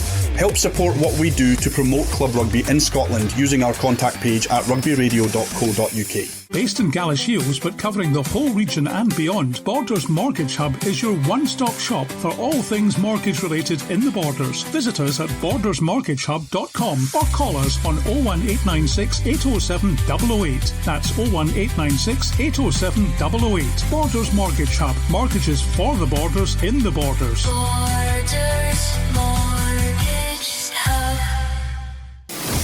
This is Rugby Radio. Rugby Radio. Yes, welcome back. It's half-time in most of the matches today. We've had Boroughmuir against Gala. It's Boroughmuir 14, Gala 7. That match being played at Meggetland. Jed Forest 14, Stirling County 61 at half-time. We'll find out full details from Ewan Welsh very, very shortly. And Mar 12, Edinburgh Accies 28. They're all in National 1. In the Premiership, it's Ayr 21, Kelso 12. That's the latest score. Curry 28, GHA 17, Heriot 7, Selkirk 12. Melrose against Glasgow Hawks, as we've heard, is 3-0, and Watsonians are in the lead by 19 points to 12 against Hawick at Marside. Let's go to Golden Acre and join Hugh Brown. It's been an entertaining first half, and Selkirk lead the try count by 2-1 here at Golden Acre, but it looks as though the first score would go to Heriots in 2 minutes, when it appeared that Edinburgh Academy player Ewan McVie had pushed over the line, but referee Ian Kenny ruled otherwise. First score went in fact to Selkirk in 4 minutes when Ross Wolfenden passed to Jack Fisher, who was clear for the first try. And a wonderful second try for the Sooters 3 minutes later when Ben Pickles caught a high punt forward and had no problem at all touching down. The conversion though was missed. Good period of play for Heriots ended on the visitors' 5 metre line when the ball was intercepted by Selkirk and cleared. But Heriots did finally get the reward just before the interval, with scrum half Hamish MacArthur pushing through the Sooters' defence to record a try. So it's game on in the second half. Here at Golden Acre at half-time, it's Heriots 7, Selkirk 12. Off to Riverside Park then. Ewan Welsh has got his calculator out. Half-time here at Riverside Park, and it's gone as expected. The Stirling County really putting the home side to the sword. Things started surprisingly with Jed reclaiming the kick-off and scoring after just 2 minutes. Paulo Ferreira crashing over under the post for a converted try. The lead was short-lived, however, with Stirling County running in 2 tries of their own in the next few minutes. Mikey Herron ran through from the 22, and moments later it was Archie Rankin's chance to dance his way down the near side touchline before Henry Armstrong's touchline conversion. 4 tries in 10 minutes followed for Stirling, with line breaks and support players making for a lot of running rugby, which turned into points, and 28 of them at that. Henry Armstrong and Leighton Carney crossing over, and I think Glenn Bryce managed 2, but certainly 1, to make for a 40 points to 7 lead. Jed got their hands on the ball after a brutal period, and once again after working into 22, it was asked of the forwards to do the work, and Paulo Ferreira went over again from close range. But this only antagonised Stirling further, and they went right up the other end from the restart, and Nick Torkington of the middle row wrestled his way over from around 10 metres out. There was still time for another 2 tries before half-time, and first it was flanker Ramsey Scott who crossed over after gathering a Glenn Bryce chip, and then Daniel Casserly, the pacey hooker, broke the line and galloped in from 30 metres out for a 9th Stirling try. Stirling will be looking to score as many as possible in the second half, I'm sure, and Jed can take a point from the game if they can manage to match their first half performance and grab 2 tries on the counter. Half-time here at Riverside, it's Jed Forest 14, Stirling 61. We've got another half-time in National 2, and it's not one that Peebles fans will be happy with. Dundee 28, Peebles 5. We didn't see that one coming. Dundee, of course, remember last week went to Howard Fife and got absolutely smashed, 41 points to 7. But Dundee have certainly got their wheels back on the wagon today, winning that one at Mayfield, 28 points to 5. GHK 21, Kirkcaldy 7. Finlay Wiseman, Callum Moglia and Callum Busby scoring 3 tries for GHK. Unbeaten this season, of course, in National 2. Newton Stewart 43, Highland 17 is a full-time result. That was kicking off at 2 o'clock this afternoon, so that is a full-time result, and that puts Newton Stewart above Highland in the table. Highland also conceding a victory for the very first time this season. Boroughmuir 14, Gala 7 is half-time, as we've mentioned. We can confirm it's now Gordonians 24, Musselburgh 21. That's been played at Countless Wells Road. Gordonians scoring 3 tries so far, looking for their 4th, and that will of course be bad news for Jed Forest, who don't look as if they're going to get much out of today. They have scored 2 tries though. Paulo Ferreira getting 2 scores for Jed Forest, but the half-time score there, Jed Forest 14, Stirling County 61. They will be targeting another 2 tries in the second half and at least get something out of that game. And half-time at Fullerton Park, it is Mar 12, Edinburgh Accies Accies 28. Mark Bennett, of course, making an appearance for Mar today, scoring a try, one of their two.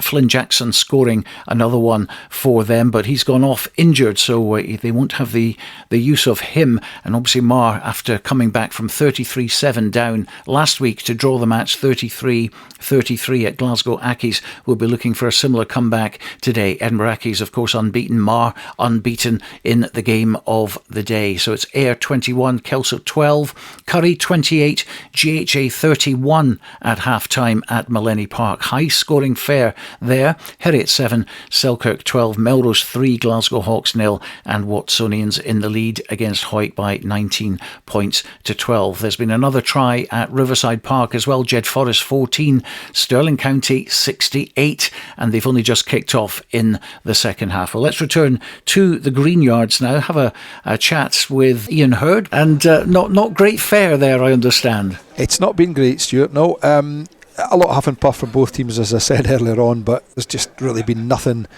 any spark from any player on the pitch. You know, Harry Morris and Adam Arkley from Melrose have really carried hard and got in behind the gain line 2 or 3 times, but then the ball's been slow. Options in the backs from Melrose, they've just, it's just been one of these things, and it's probably plagued them most of the season, where the passes are just not going to hand, or when the pass goes to hand, it's gone to the wrong player, and it just needs something. I think like a lot of teams in these kind of scenarios, is that at some point they will click, and when they do click, it will be really positive, but it's just not clicking at the moment. And I would imagine Phil Smith's comments at half time are going to be, look, we're 3-0 down, we've had no ball, we've had no territory, let's start putting a bit of play together. And Melrose, the longer this goes on at 3-0, the longer Melrose will start to be worried about the fact that they're not winning this game comfortably. Well, it sounds as if the teams are coming out at the Green Yards for the second half. Melrose 3, Glasgow Hawks 0. That was the half-time score. Let's hope for better entertainment for you as we rejoin Ian and Robin. Thank you, Stuart. Can't get any worse anyway, that is for sure. And we're just awaiting the kick-off here. It looks like Jack Dobie's on for Melrose, and Glasgow Hawks have called for reinforcements as well in the shape of regular captain Paul Cairncross, the hooker, coming back from injury. He's off the bench for the second half. Melrose are going to kick off, and they're going to attack the St Mary's Road end here at the Green Yards, and they've won the kick-off. Angus Runciman straight away. Good start by Melrose. They've taken it up to the 22. Scott Clark, Dobie first carry for him. He's got Morris for company. Clark again, round the corner comes Derek. That's a good shot on Derek just outside the 22, but he's managed to maintain possession. Morris so impressive in the first half, and he pumps the legs again, but they've doubled up on him there, Glasgow Hawks. That was good defence. Some of the faithful here screaming for a penalty, but nothing forthcoming. Zenz Varjak is on as well, the big Polish international prop, ex-Pontypool man. That's again a tip-on pass for Melrose, maybe a wee bit unnecessary. They've lost 20 metres here, back towards the 10-metre line. Now it's back with Ferry to Paddy Anderson. Almost scored in the first half. He's hauled down just before he disappears into touch, Anderson. So here comes Furness. And again, he's lost the ball, Furness. Here comes Shaheen, and Glasgow Hawks now with a chance to breach the halfway line, which is what they've done. Young Morrison, or Morris rather, the proper. And that's the other youngster. That's a big shot on the young centre, Harry Morris, the pro player. On the 17-year-old, bundles him into touch in front of the stand here. And yeah, I think Morris, Ian, so far in this game, he's been the standout. Yeah, I would agree. I mean, he's carried well, he's defended well. For a hooker, he's been in places that probably wouldn't expect a hooker to be. Having said that, obviously he did play back row, certainly under 18. I can remember refereeing him at under 18 level in the back row. Again, that's the first time that Hawks have got any sort of front foot ball. A little bit unlucky there, because as I said, the Melrose backline were certainly not back behind the back foot when the ball came out, but it wasn't given. Harry Morris made a really good tackle, and now they've got opportunity to go again. Good throw by Morris, goes to the tail, goes to Derek, and now Ferry on the charge, and he's made 5 or 6 metres there. Ferry, there was a Hawks player, it was the substitute Cairncross over the ball, but Melrose managed to clear him out, and Dobie's dropped it. Has that gone backwards? No, it's been fumbled by Dobie. Forwards 2 minutes into this second half, still 3-0, and we've picked up where we left off. Yeah, afraid so. Again, we've got a sort of dummy line coming there from Angus Runciman, and you're like, has that actually caused the problem that Dobie's dropped the ball? And again, it's just these little bits and pieces that, as I've said umpteen times, it's not clicking, and this will be a bit of a worry for Melrose. Is Morris is down with a bit of an injury, although it's maybe just the remnants of a cut he had in the first half. Yeah, I think it is a cut round the left ear area. I think they're going to tape that up. Yeah, the tape's been administered to that, so it looks like Morris will continue, which, that would be a big blow. You're right, Ian, because he, as I mentioned, he's been the standout performer in the first half. Arkley was up there as well, but Arkley's departed. Ben White having a bit of a rest as well. Another with a strong first half. Ben White, the Melrose front row, probably the difference between the two sides at the moment. Yeah, it's interesting. I mean, I thought the Melrose forwards played pretty well in the first half. Their carrying was really strong. Maybe didn't quite get there quick enough to clear out rucks and mauls, etc. But for me, it's just, as I've said this before, the backs are just not firing. So, you're changing the front row. Would there not be a look for a slight change in the backs? Whether it's moving somebody into 10 or where you go from there. Rolly Brett's a much better distributor, as I think as likes of Mulcahy or Goldsborough. That's maybe part of the Scott White's plan for later in the game as the game opens up, hopefully a bit more. So right on halfway, we're going to have a Glasgow Hawks scrum, just waiting for it to be set now that Harry Morris has joined it. Spoken the headband, the cut round his ear, and they're going to come up again.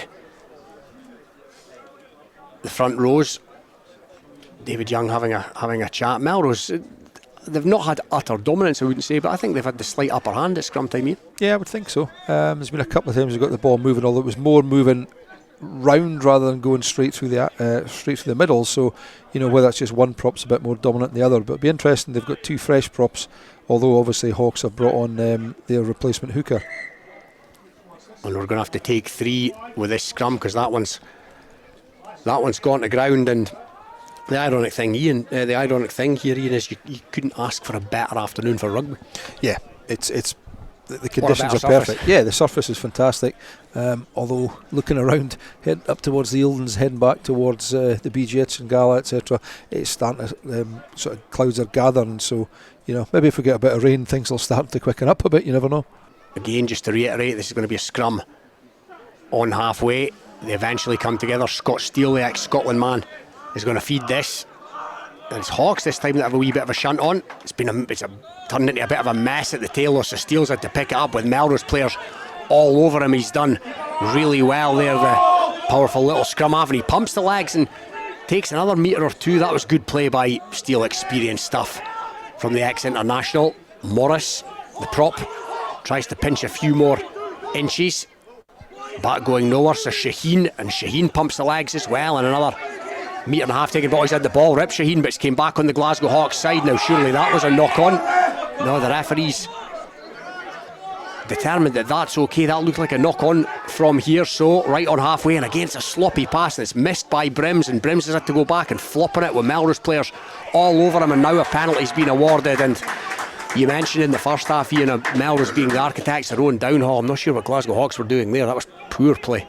It was, yeah. I think they maybe slightly lucky to get away with one there, because for me, Scott Steele had got his knee to the ground, or I think Shaheen got his knee to the ground. Sorry, that was the second phase, and then it seemed to be ripped out after that. But then there was definitely a knock on by a Hawks player, and then they've Melrose have benefited from that. They've picked up a penalty, so I think for me this is now the time that Melrose have really got to score a try. It's been try, and now they need to get something on the board. Got a decent field position here. The penalty was kicked to touch. The line-out's been won, and they're going to try and drive it, and Harry Morris comes into the back of that maul and pumps the legs and nudges it forward. Oh, a big shot there by Max Crumlish on Jack Dobie, but Melrose still in possession on the 22, but they're coming back for a penalty, and Scott Clark thought about taking it quickly, but would be better advised to nudge it down the touchline, one would think. And yeah, it looks like this is what they're going to do. They're 15 metres in from touch, and it'll be Clark. The 5 metre line out That ball landed perilously close to my car. Line will be 8 or 9 metres from the desired destination. Melrose unable to breach the try line so far. 7 minutes gone in this second half. Melrose 3, Glasgow Hawks 0, and it'll be Harry Morris to run some in. That's a safe option. They're going to try and drive it this time, and it's Morris at the back, starting to move forward now at a bit of a rate of knots, and Morris is right in there, pumping the legs. Still going. Morris hauled down just a metre or two short. Good drive by the Melrose forwards, and now Ruthven is the latest to have a crack. Derek's driven back a metre or two. That's good defence by Hawks, and a counter ruck, but again they concede the penalty. 3 in quick succession. Now this is in the shadow of the post, and that makes it imminently kickable. The referee, it looks like, he's going to have a chat with Paul Cairncross, who's come on, and I assume is taking the captaincy duties. Yeah, having a chat there, and 3 penalties in quick succession here. Now this is kickable. Does it look like Melrose are... Oh, the crowd cry points, and they've gone quickly, and it's Morris up towards the line. Just short Harry Morris to Dobie. Dobie up towards the line once again, down. And though he's been held up, the referee thought about awarding the try. And he's been held up, and the crowd's screaming for points. Yeah. Ian, was that the wrong decision? Well, it is in hindsight. It is in hindsight, yes. I think even before he'd taken that quick tap penalty, I would have said, yeah, they've got to go for points. It's 3-0. They've got to get points on the board. And again, we're back to this: the driven line out. It nearly worked that time, but again, it still didn't work. Quick tap penalty again didn't work. They've just, it should be 15-0 if they'd just taken the points that were on offer. So it's been dropped out, and here come Melrose again, but it's been fumbled on the 22 by Elliot Ruthven, and Glasgow Hawks clinging on by the skin of their teeth here, but clinging on they are. Mistake by Ruthven, who was coming at 100 miles an hour, but upon the contact it was taken from his grasp. It looks like he's had a sore one as well, the big number 8, so he'll need a running repair. And yeah, Scott White, Ian, be tearing the hair out. I think he's got to be slightly concerned at what's going on there. Now, I obviously say nothing before the game, but I spoke to one of the assistant coaches, and he mentioned potentially not playing quite as much rugby as they've tried to play in the past. They've certainly proved that, but I just think that they've had opportunities. You've got Anderson on one wing. Finn Douglas is probably one of the most exciting wingers in Scottish rugby and club rugby, and the one time he's really got the ball, he made yards. He made lots of yards. Anderson was exactly the same. You've got a great strike runner in Donald Anderson who's got both pace and power. None of these guys seem to be getting used.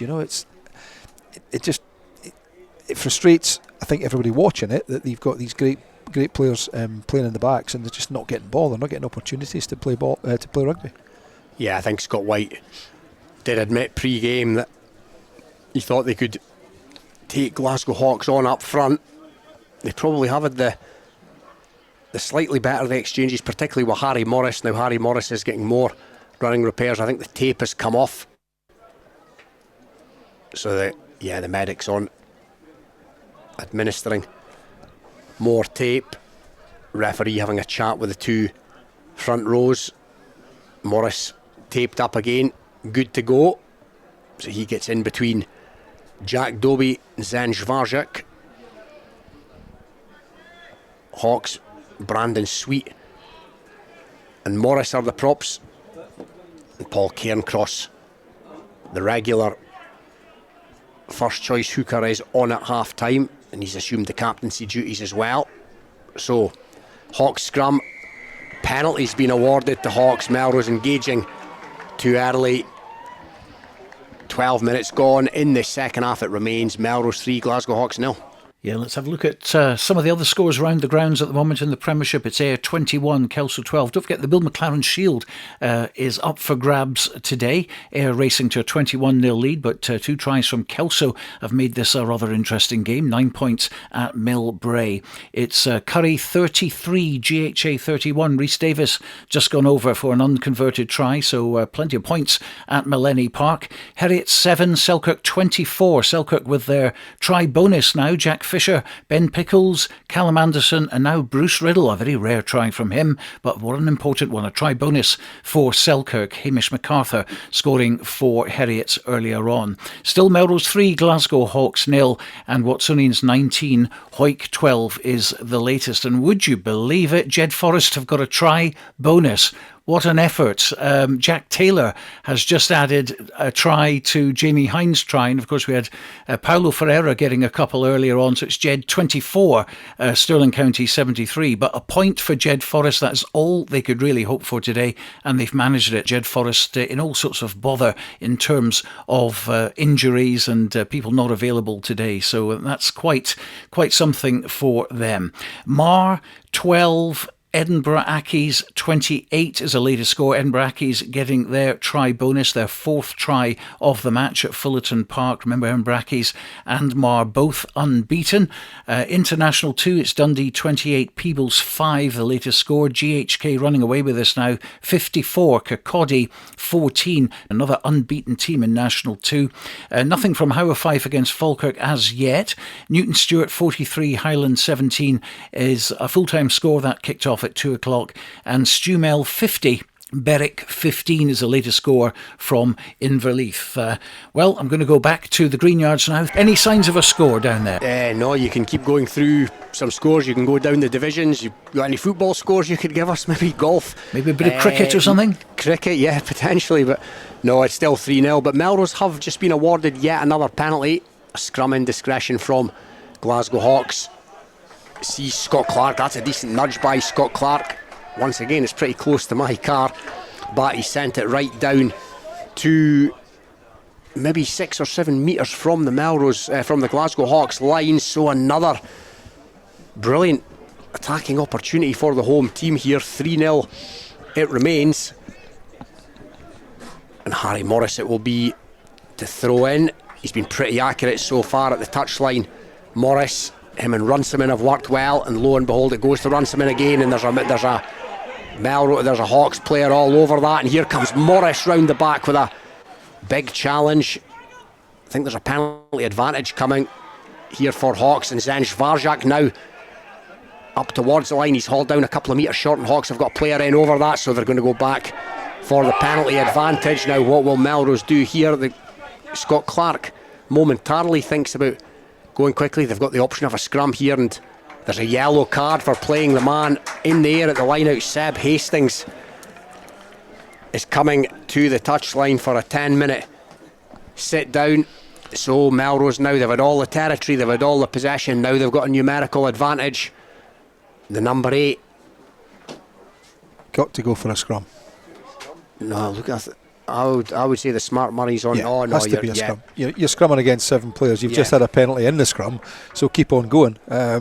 So you've got a reasonably good chance of a penalty try. So they're going to take a scrum. Dobie's on, Svarjak's on, Paul Cairncross in the middle of that. Hawks front row with a big old smile on his face. Not sure why, because I'm in a fairly precarious position here.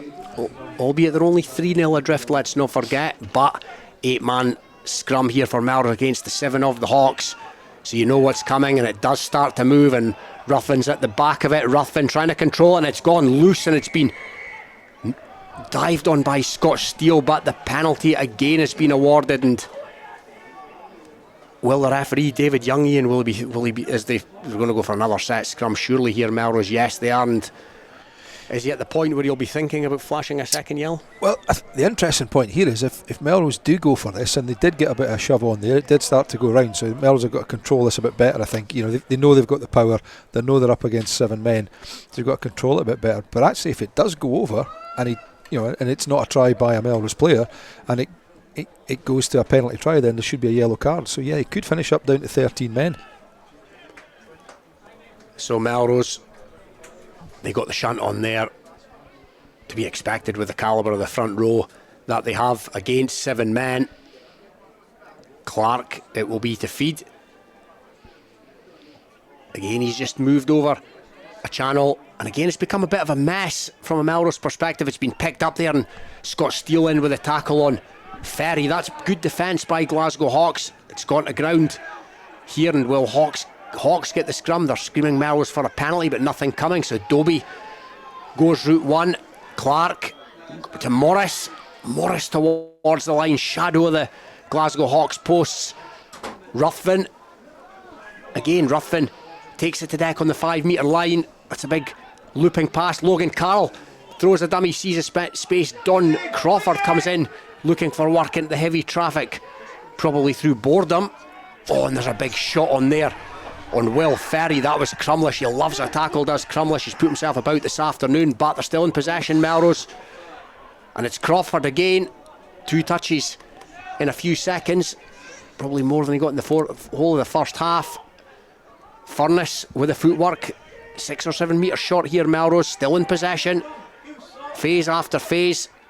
Morris again, the game's standout performer, but Scott Steele tries to jackal that. Ferry now fell. It's been stolen by Crumlish. That is unbelievable work by the big second row. Sweet now takes it on. Melrose have got bodies over that. Superb defence by Crumlish. Paddy Kelly now. Paddy Kelly tries to break out of defence, and he's up to the 22, Paddy Kelly, and it's thrown back with gay abandon. So Orr has to take it in. At the base of this is Steele. Morrison with the carry. Still inside their own 22 here. The Hawks, after the manful defence, forming a caterpillar at the back of this. So Steele is going to go to Brims. They're going to try and run one here from their own 22, and a wee bit of space is opened up. And now there's a bit of space for Cooper here, and Cooper's off and running. Loose pass by Cooper, and eventually it makes its way to Logan Jarvie, the ex-Mar man. And they're up to the 10 metre line here, and they're going through the faces here, and that's a big shot on Yusuf Shaheen. He's managed to ride it, though it was Harry Morris. Who else? Now Brim sees a bit of space, and he hacks it downfield, and it's into the Melrose 22. Brilliant exit from being under all kinds of pressure, Glasgow Hawks, and Don Crawford sends it back down into the Hawks half. But unbelievable defence by Glasgow Hawks, Ian Crumlish in particular. That was wonderful work on 2 occasions. It's phenomenal. You know, they've just hit everything that Melrose have thrown at them.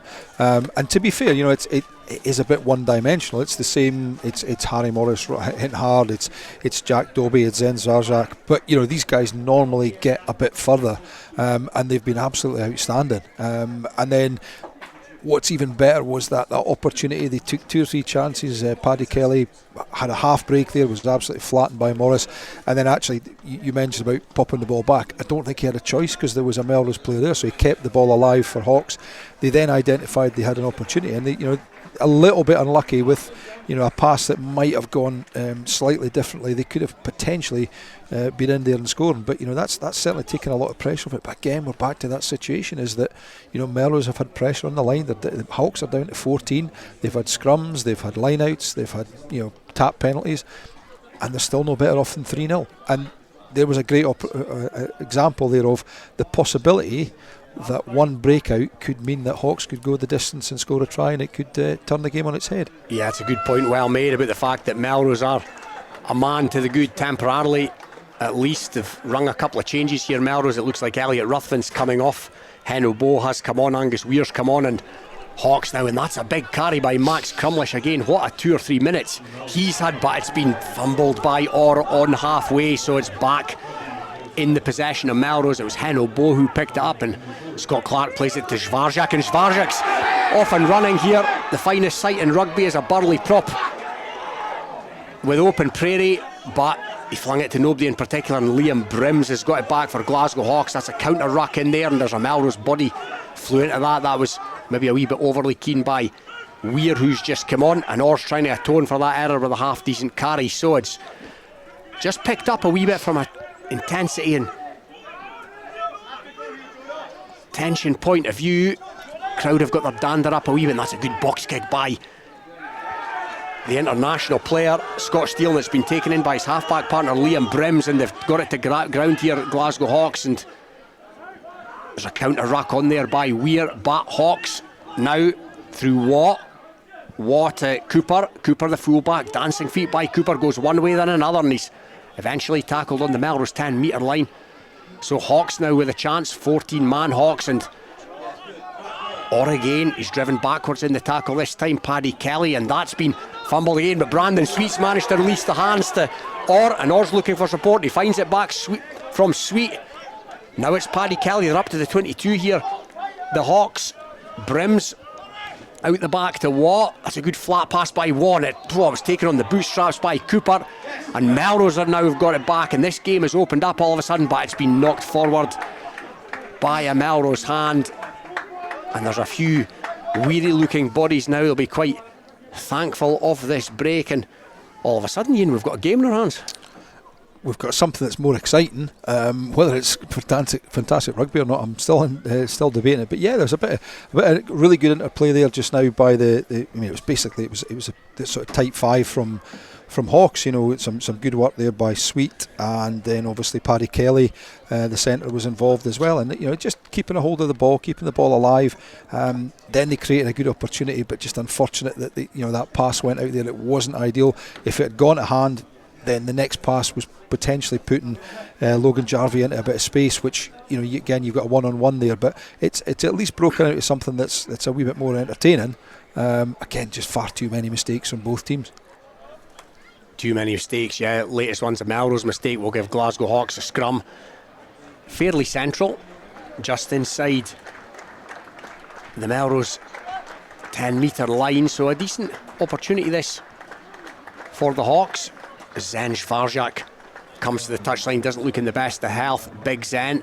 That means that Adam Arkley is back on. Adam Arkley was very impressive in the first half.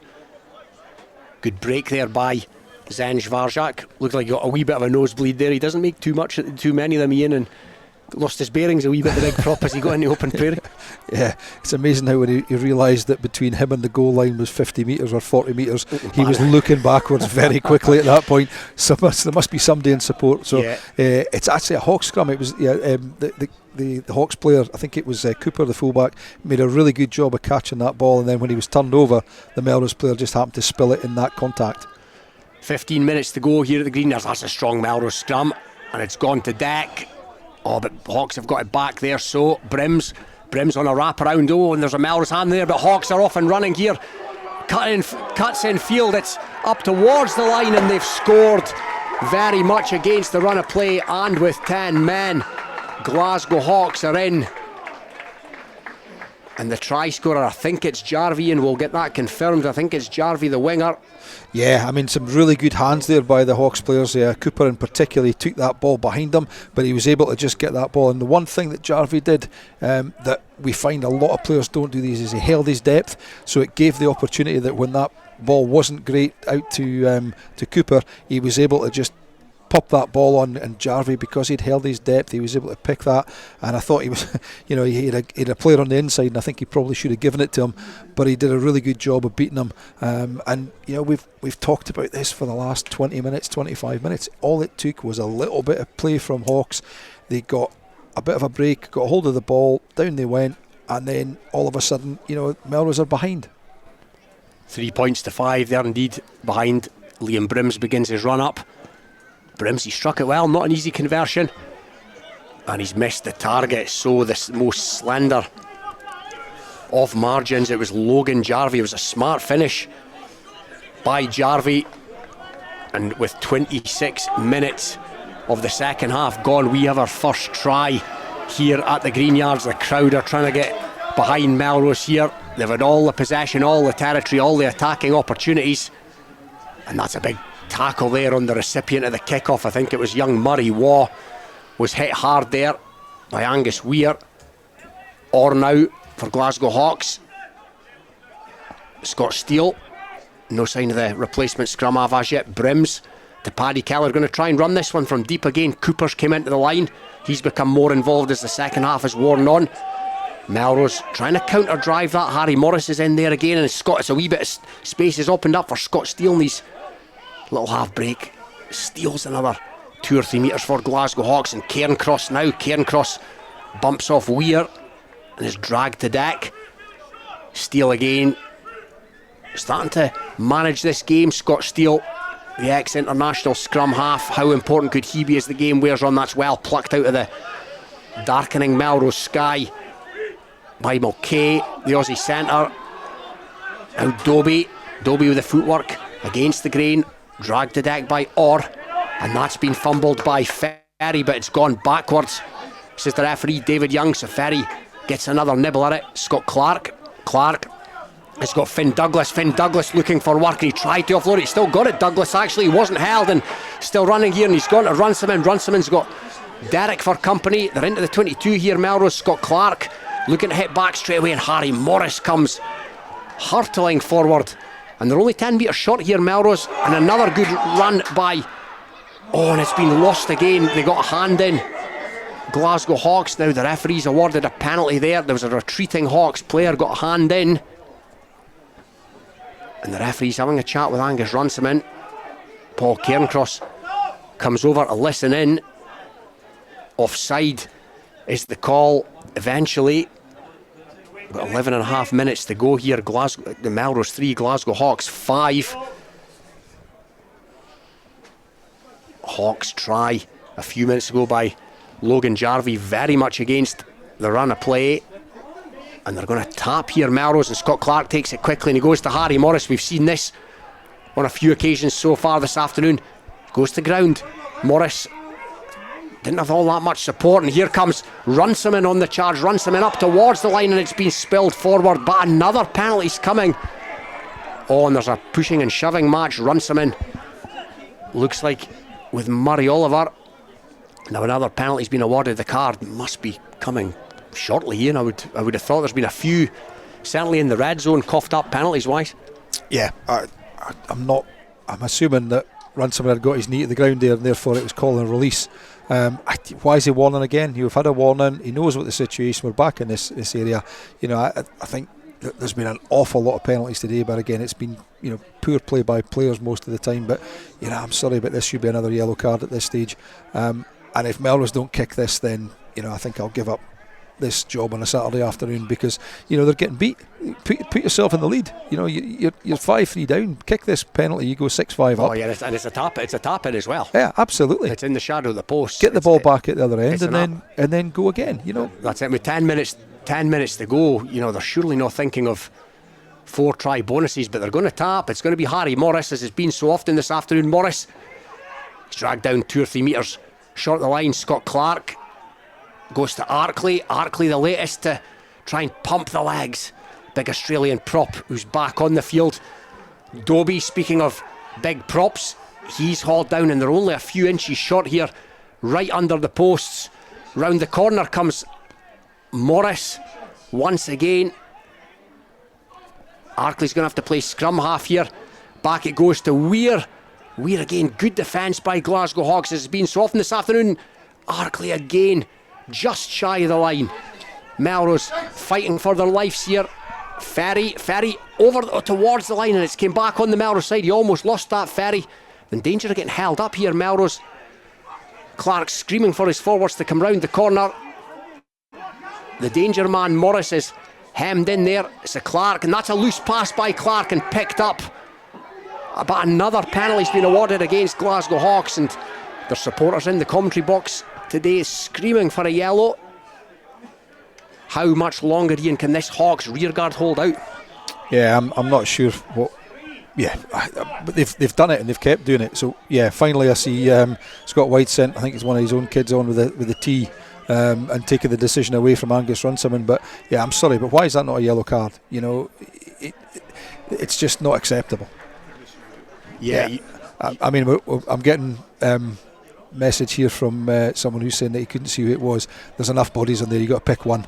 It's just constant. And again, if you're not picking people at a yellow card, that's you got to pick somebody in amongst that lot. He's had chances 2 or 3 times, But yes, after all of that, there's going to be the full quota of Hawks players on the field, and Scott Clark is indeed going to nudge this one over with 8 minutes to go.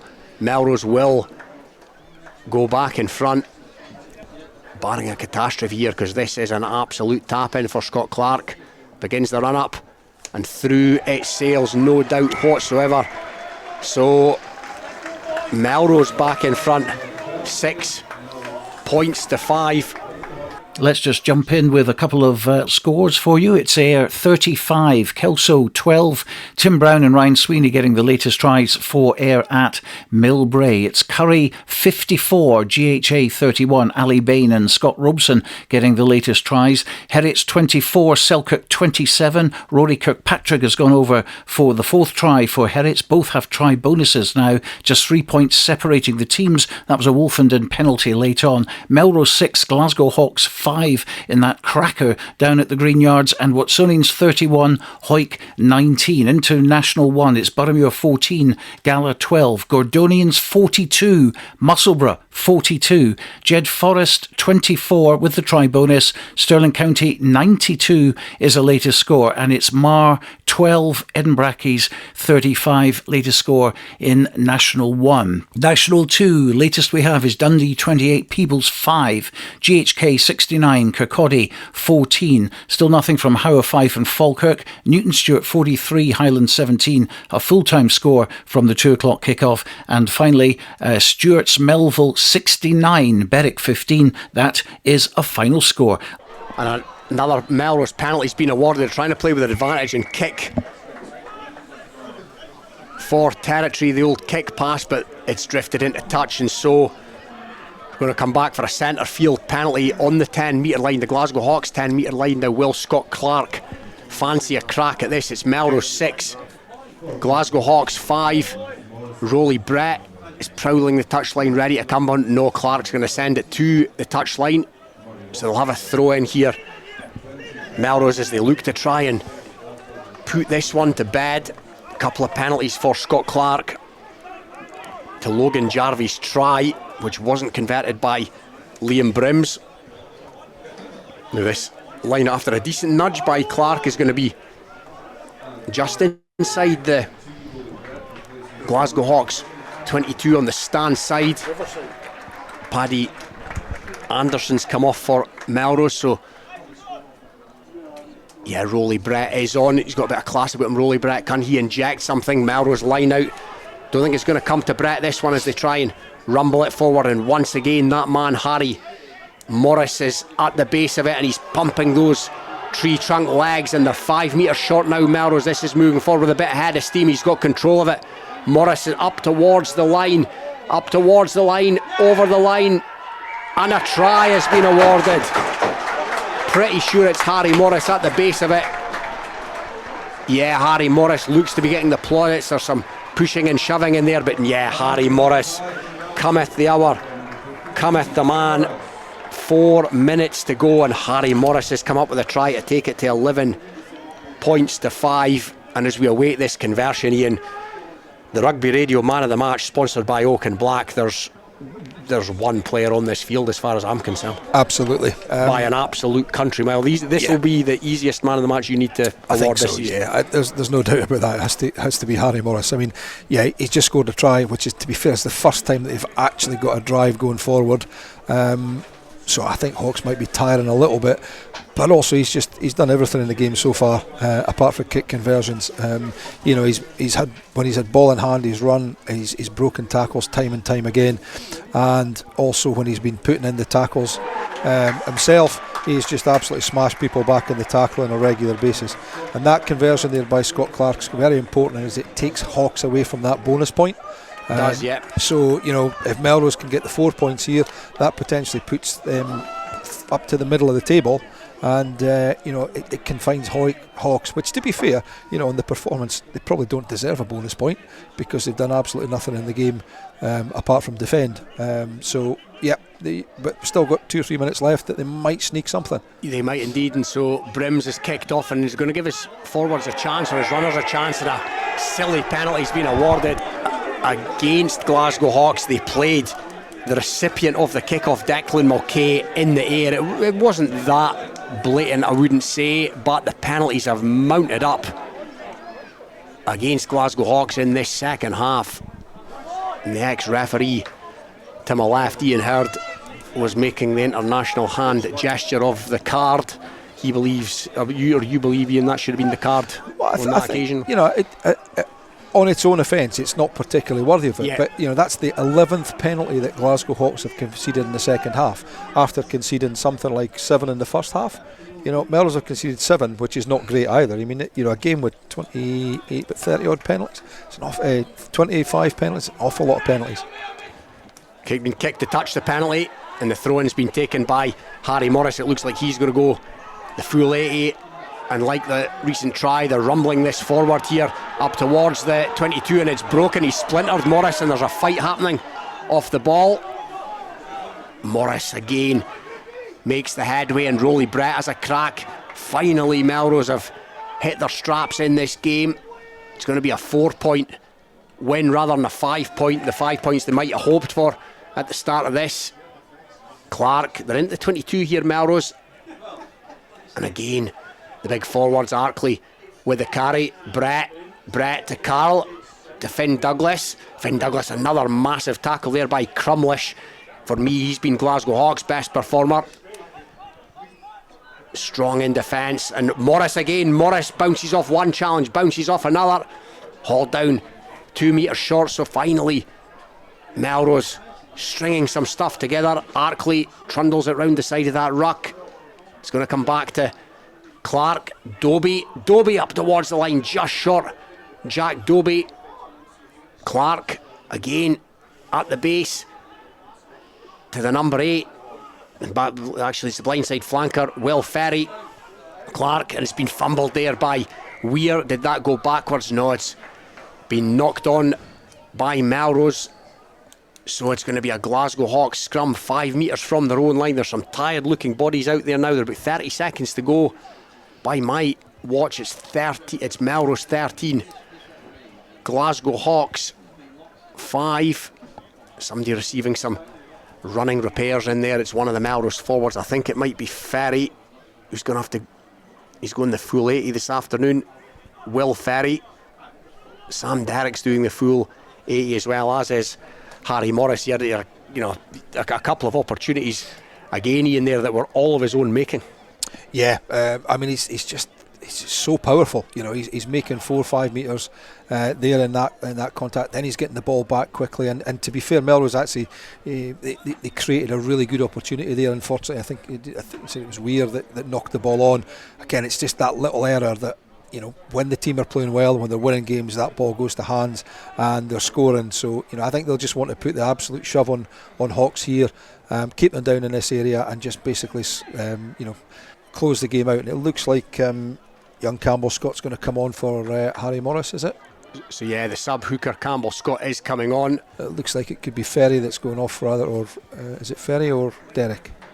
Yeah, it's one of the back rowers. Yeah, I would imagine Harry Morris will be the last player that they want to take off. He will be the recipient of today's Rugby Radio Man of the Match, sponsored by Oak and Black. As Ian mentioned, by far and away the standout player here this afternoon. And it's going to be a Glasgow Hawks scrum. Melrose might think about getting a shunt on here. Scott Steele has come off for Glasgow Hawks. He's been replaced by Callum Reedy, who started every game for Hawks this season. He comes on late in the day. So 5 metres from their own line, and Melrose have got a shunt on, so Reedy's going to have to go in and play this, and he finds a runner though in the try scorer Jarvie, and Jarvie's made metres there. That's a good carry by the winger, and Reedy's fishing for this, and they're going to try and run from deep here, but Brims is hassled and harried and stopped by Derrick in the end. Rolly Brett was in there and he's been held up there, the old choke tackle, Munster style. Is he going to get to deck? Even if he does, I think it'll be a scrum awarded to Melrose. No, he's been held up. That's good defence by Melrose, and they're now going to get a scrum in the Hawks. 22, good work in there by Sam Derrick. We've not mentioned his name that much this afternoon, but he has done quite a lot of the donkey work to let the likes of Harry Morris play. And that probably the last roll of the dice, in 42 minutes on my clock. I think so. I think they're just too far away, and it's interesting that the sort of 3 pieces of what you call exciting play so far have been created by both number 14s, Finn Douglas for Melrose and Logan Jarvie for Hawks. Why not get the ball to these players more often? Once these guys have looked really dangerous when they've got the ball, but they've just never got the ball out to them. They've had very little involvement. The wingers, all four wingers, the full-backs have seen very little ball as well. Don Crawford, we know all about his ability in the 15 jersey. He's just not had the ball to play with this afternoon. I think in fairness, it was the game plan for Melrose to try and do a number on the Hawks up front, and they're going to get another chance to do that here because they've got another scrum, an area of the game where they've been clearly dominant here this afternoon. Scott Clark it will be to feed once again. Scott Clark, another player who's going to go the full duration here. Jimmy Cool, the Kiwi scrum half on the bench, is not going to see any action. A penalty's been awarded against Melrose. It's been taken quickly by Glasgow Hawks, and they've got players over on that far side, but good tackle on Paddy Kelly. Now they're going to try and come near side through the forwards first of all, or Aidan Orr, one of the early substitutes here, and there's a runner there, and it's Crumlish, and Crumlish has made a few metres there, so they're up to 5 or 6 metres outside the 22 here, and Kelly again. This time he's hauled to deck. Brandon Sweet, he's put in a shift. Sweet, he's been a willing worker. Reedy, Brims clutches the pass out there. Ewan Muirhead, he's a classy operator. He's come on for Glasgow Hawks, maybe later than one would expect. Reedy to Cairncross, he came on at half time. The captain, Reedy, asking for a penalty, not coming. It's squirted out the back between his legs. So Brims to Andrew Syme, another substitute, still inside their own 22 here. They're going to try something up the short side. The Hawks, they're perilously close to the touchline, front of the stand. Syme again, runs into Arkley and the substitute hooker. Reedy to Brims to Cairncross. Cruikshanks is on, and that's bounced close to the far touchline, and he's going to be bundled into touch here. Paddy Kelly, takes it into touch. Good defence by Melrose on that occasion. Referee has a glance at the watch, but still life left in this one. It'll be a Melrose line out on the Hawks 22. Hawks trying to bash their way up the field to no real avail. Melrose 13, Glasgow Hawks 5. Deep into time added here, I would suggest. Harry Morris, the game's standout performer, ambles over to the touchline, gives the ball a wipe, gives his hands a wipe, gives his face a wipe, while the Melrose forwards have a chat about what they're going to do at this throw, and that's a beautiful line out right to the tail. That was a dart by Harry Morris, and it was plucked out the sky by Weir. Here comes Morris again. He fancies another crack, takes it to deck. Clark, they're going to try and keep it tight here. Melrose runs them in, as always. Has got through a mountain of work. Clark, Dobie beats the first man, and again it's been fumbled by a Melrose player. Will the referee put the whistle to the mouth? No, it's still going to be a bit of time left here. Now Glasgow Hawks, they're deep inside their own 22. They're going to have to do something pretty quickly. Paddy Kelly looks like he's come to the touchline for Hawks. He looks like he's carrying a bit of a knock. So one last scrum perhaps. There's a few players in there breathing heavily, as you'd imagine this late in the day. I make it 46 minutes in this second half. It's been a war of attrition. Heno Bow is back on for Melrose, and they're going to have to reset this one. So Ian, give us your overall thoughts. I think it's probably the most dominant 13-5 victory I've seen in a long time.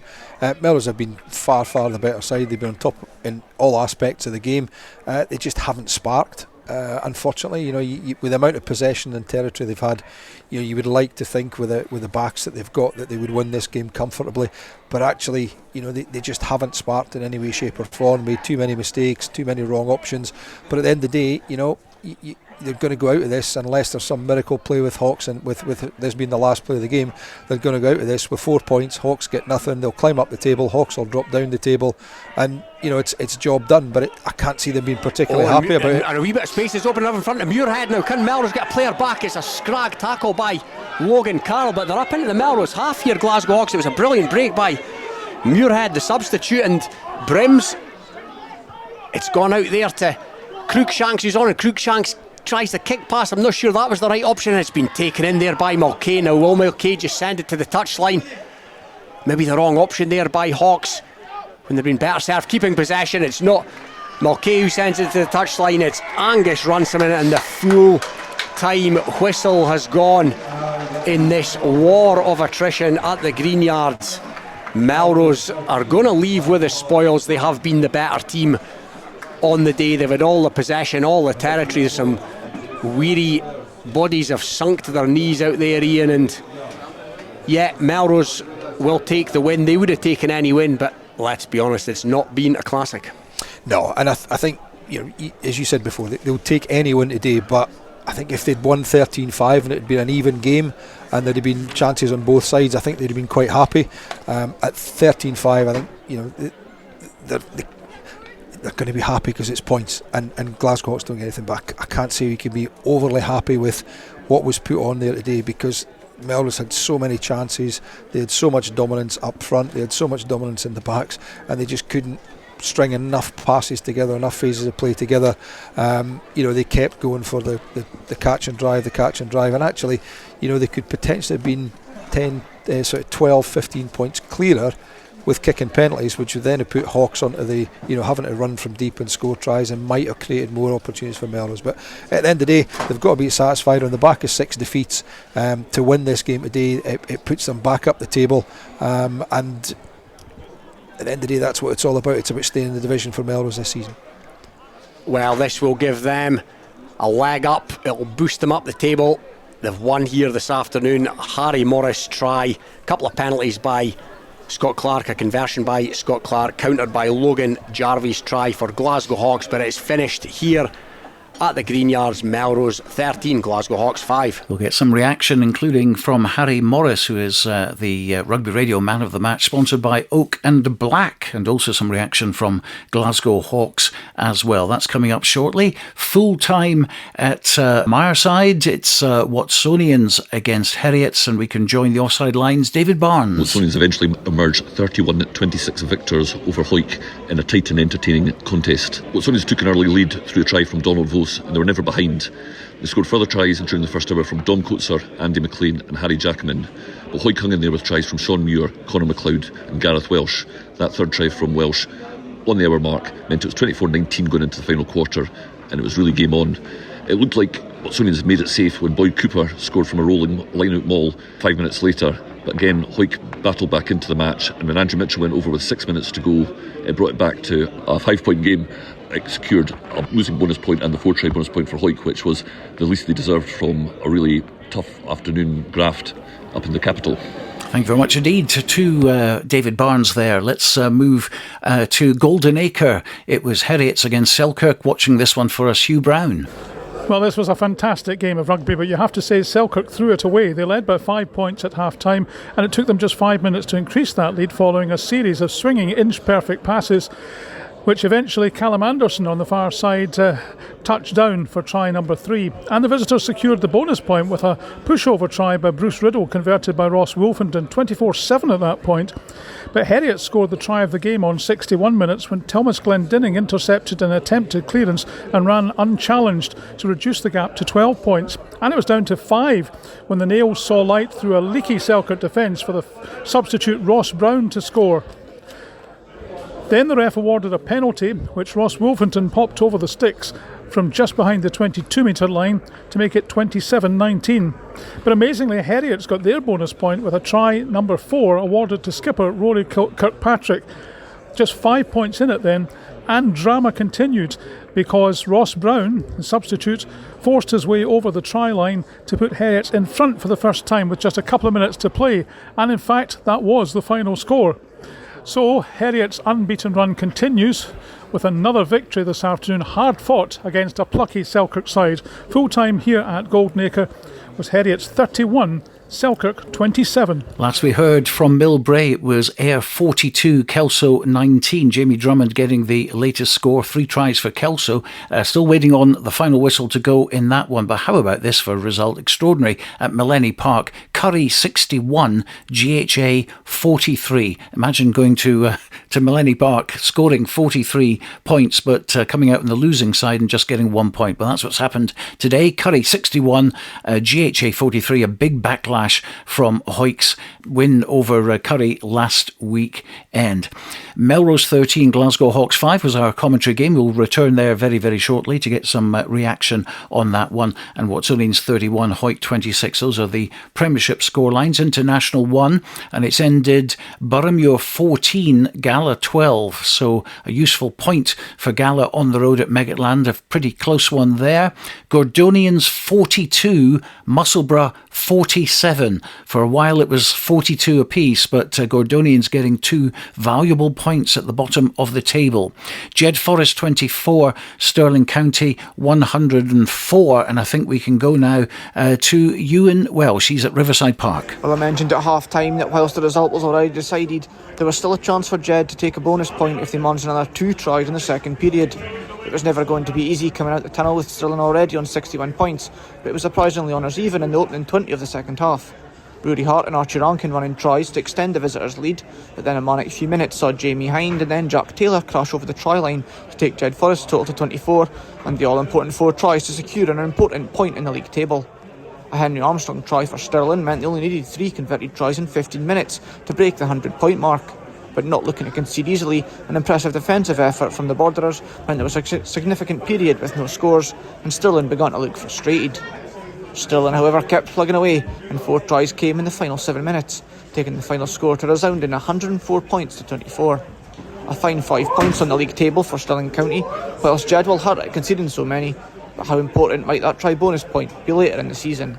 Full time at Riverside Park, it's Jed Forest 24, Stirling County 104. The big game at Fullerton Park today was between Mar and Embrackes, both teams unbeaten. It's finished Mar 17, Embrackes 38. We're still waiting on the result between the Glasgow Ackies and Biggar at Hartree Mill. It's all over at Millbrae, Ayr 42, Kelso 19. So that is the first defence of the Bill McLaren Shield for Ayr. In National 2, Dundee bouncing back from loss last weekend to Howe Fife. They've won against Peebles 42 points to 26. Watsonians 31, Hoyk 26 was the full-time score. GHK 69, Kirkcaldy 21. They march on. Howe Fife 22, Falkirk 48. Falkirk have bounced back this week to get a very impressive away win at Duffus Park. Newton Stewart 43, Highland 17 from Bladnoch Park. That was the 2 o'clock kickoff. And the other match in National 2, full-time, Stewmel 69, Berwick 15. Let's return to the Green Yards. Robin Purdie talking to the man of the match, Harry Morris. I am indeed talking to Harry Stewart. Harry, that game, that's one for the purists, but it's a win and you'll no doubt take it. You know, Melrose, that's before this game, that's what, 5 losses in a row? Yeah. 6 losses, sorry. So all that mattered then was just getting the win, and we got the win, which is all that matters. And a fine individual performance by yourself. You look like you're having a lot of fun out there. Well, it's my home club, so it's great to be back. I was watching when they played Selkirk last week, and I was just thinking I'd love to be down and play with the boys, so I was lucky enough to get a chance to come down this week, and I hope that I, put my best foot forward down here. It's nice to be back with the boys. So yeah, and you see yourself a few more games in the coming weeks. Maybe won't be around next week for Hoyk. My first goal is trying to push to play there as much as I can, but I wasn't in the squad this week, so I asked to come down and play just so I can get a bit of game time. But obviously it's amazing to be back. But my first goal is push on with Edinburgh, but if not, then definitely I'll be asking to come down and play again. I really enjoyed myself. And it was 3-0 at half time, only 3-0. I mean, it's scarcely believable the amount of possession and territory that you had. I felt like we attacked for the first entire 40 minutes, so frustrating a little bit, but got to be more clinical. We coughed up loads of ball, made really hard work of it, but all that matters is we got over the line and won at the end of the day. So. And as I say, Hoyk next week, the boys all head into that in better fell. Yeah, better fettles. So that's just a bit of momentum. Hope we can build on that and get the win again next week. Well, Harry, thanks for joining us. Outstanding performance today. You're the Rugby Radio Man of the Match, sponsored by Oak and Black. Well done. Thanks very much. I'm just going to bring Paul Cairncross in, Stuart, the captain of Glasgow Hawks. Paul, thanks for joining us. Tough one to take. An 8-point loss means you leave with nothing, unfortunately. Yeah, tough to come on. Half time 3-0. Melrose had pretty much all the possession in the first half. I think we defended actually quite well. Just unable to fire a shot coming out second half. Felt like we were getting go forward ball. We were making progress.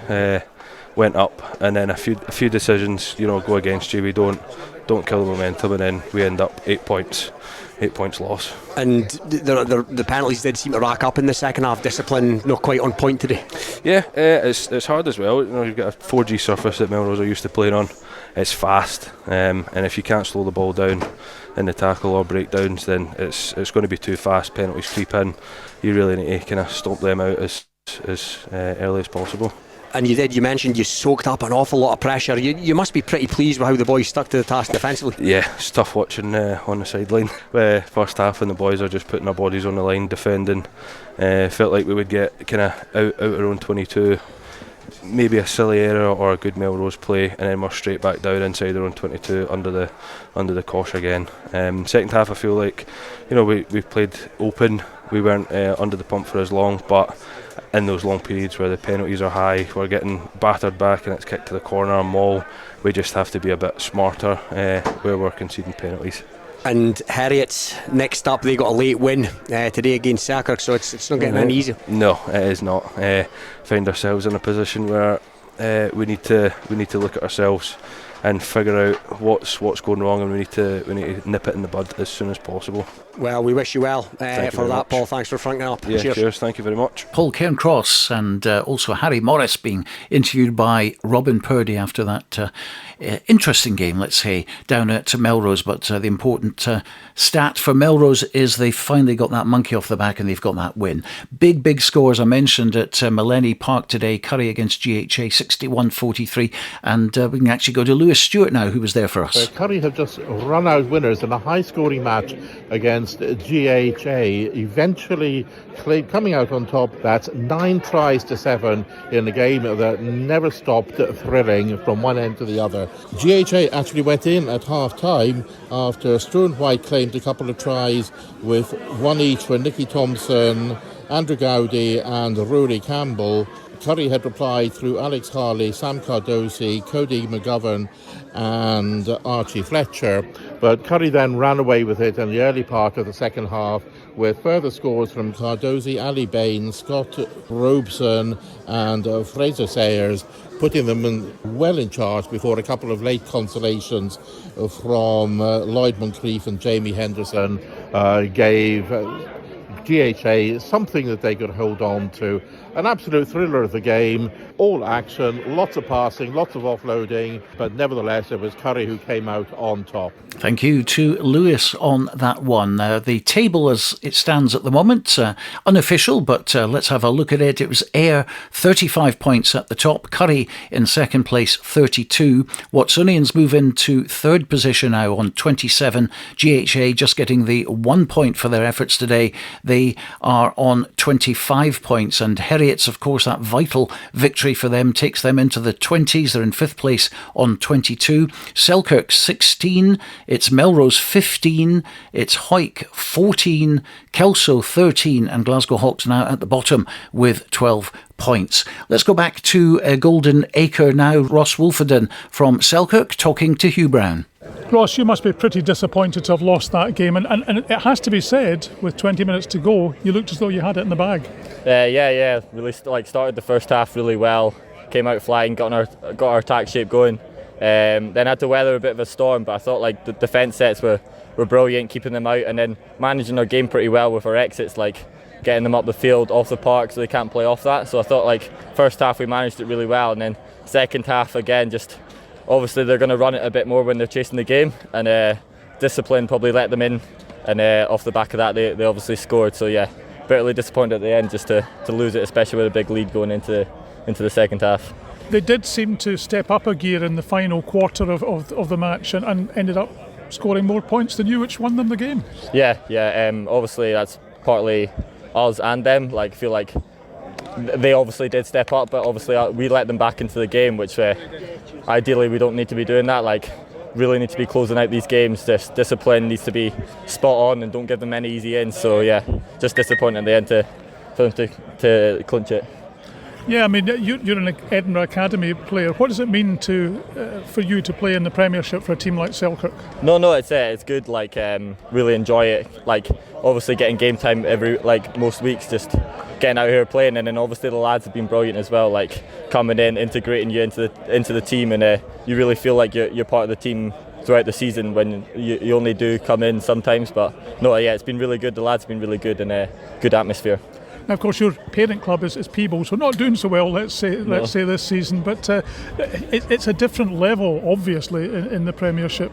Yeah. Like, obviously, it was at Peebles 2 years ago, and that was really good for me, like my development, and the lads in their class. So hopefully they start winning and can build their way up the table. But no, like it is a step up Prem to well, obviously they're in that one now. So.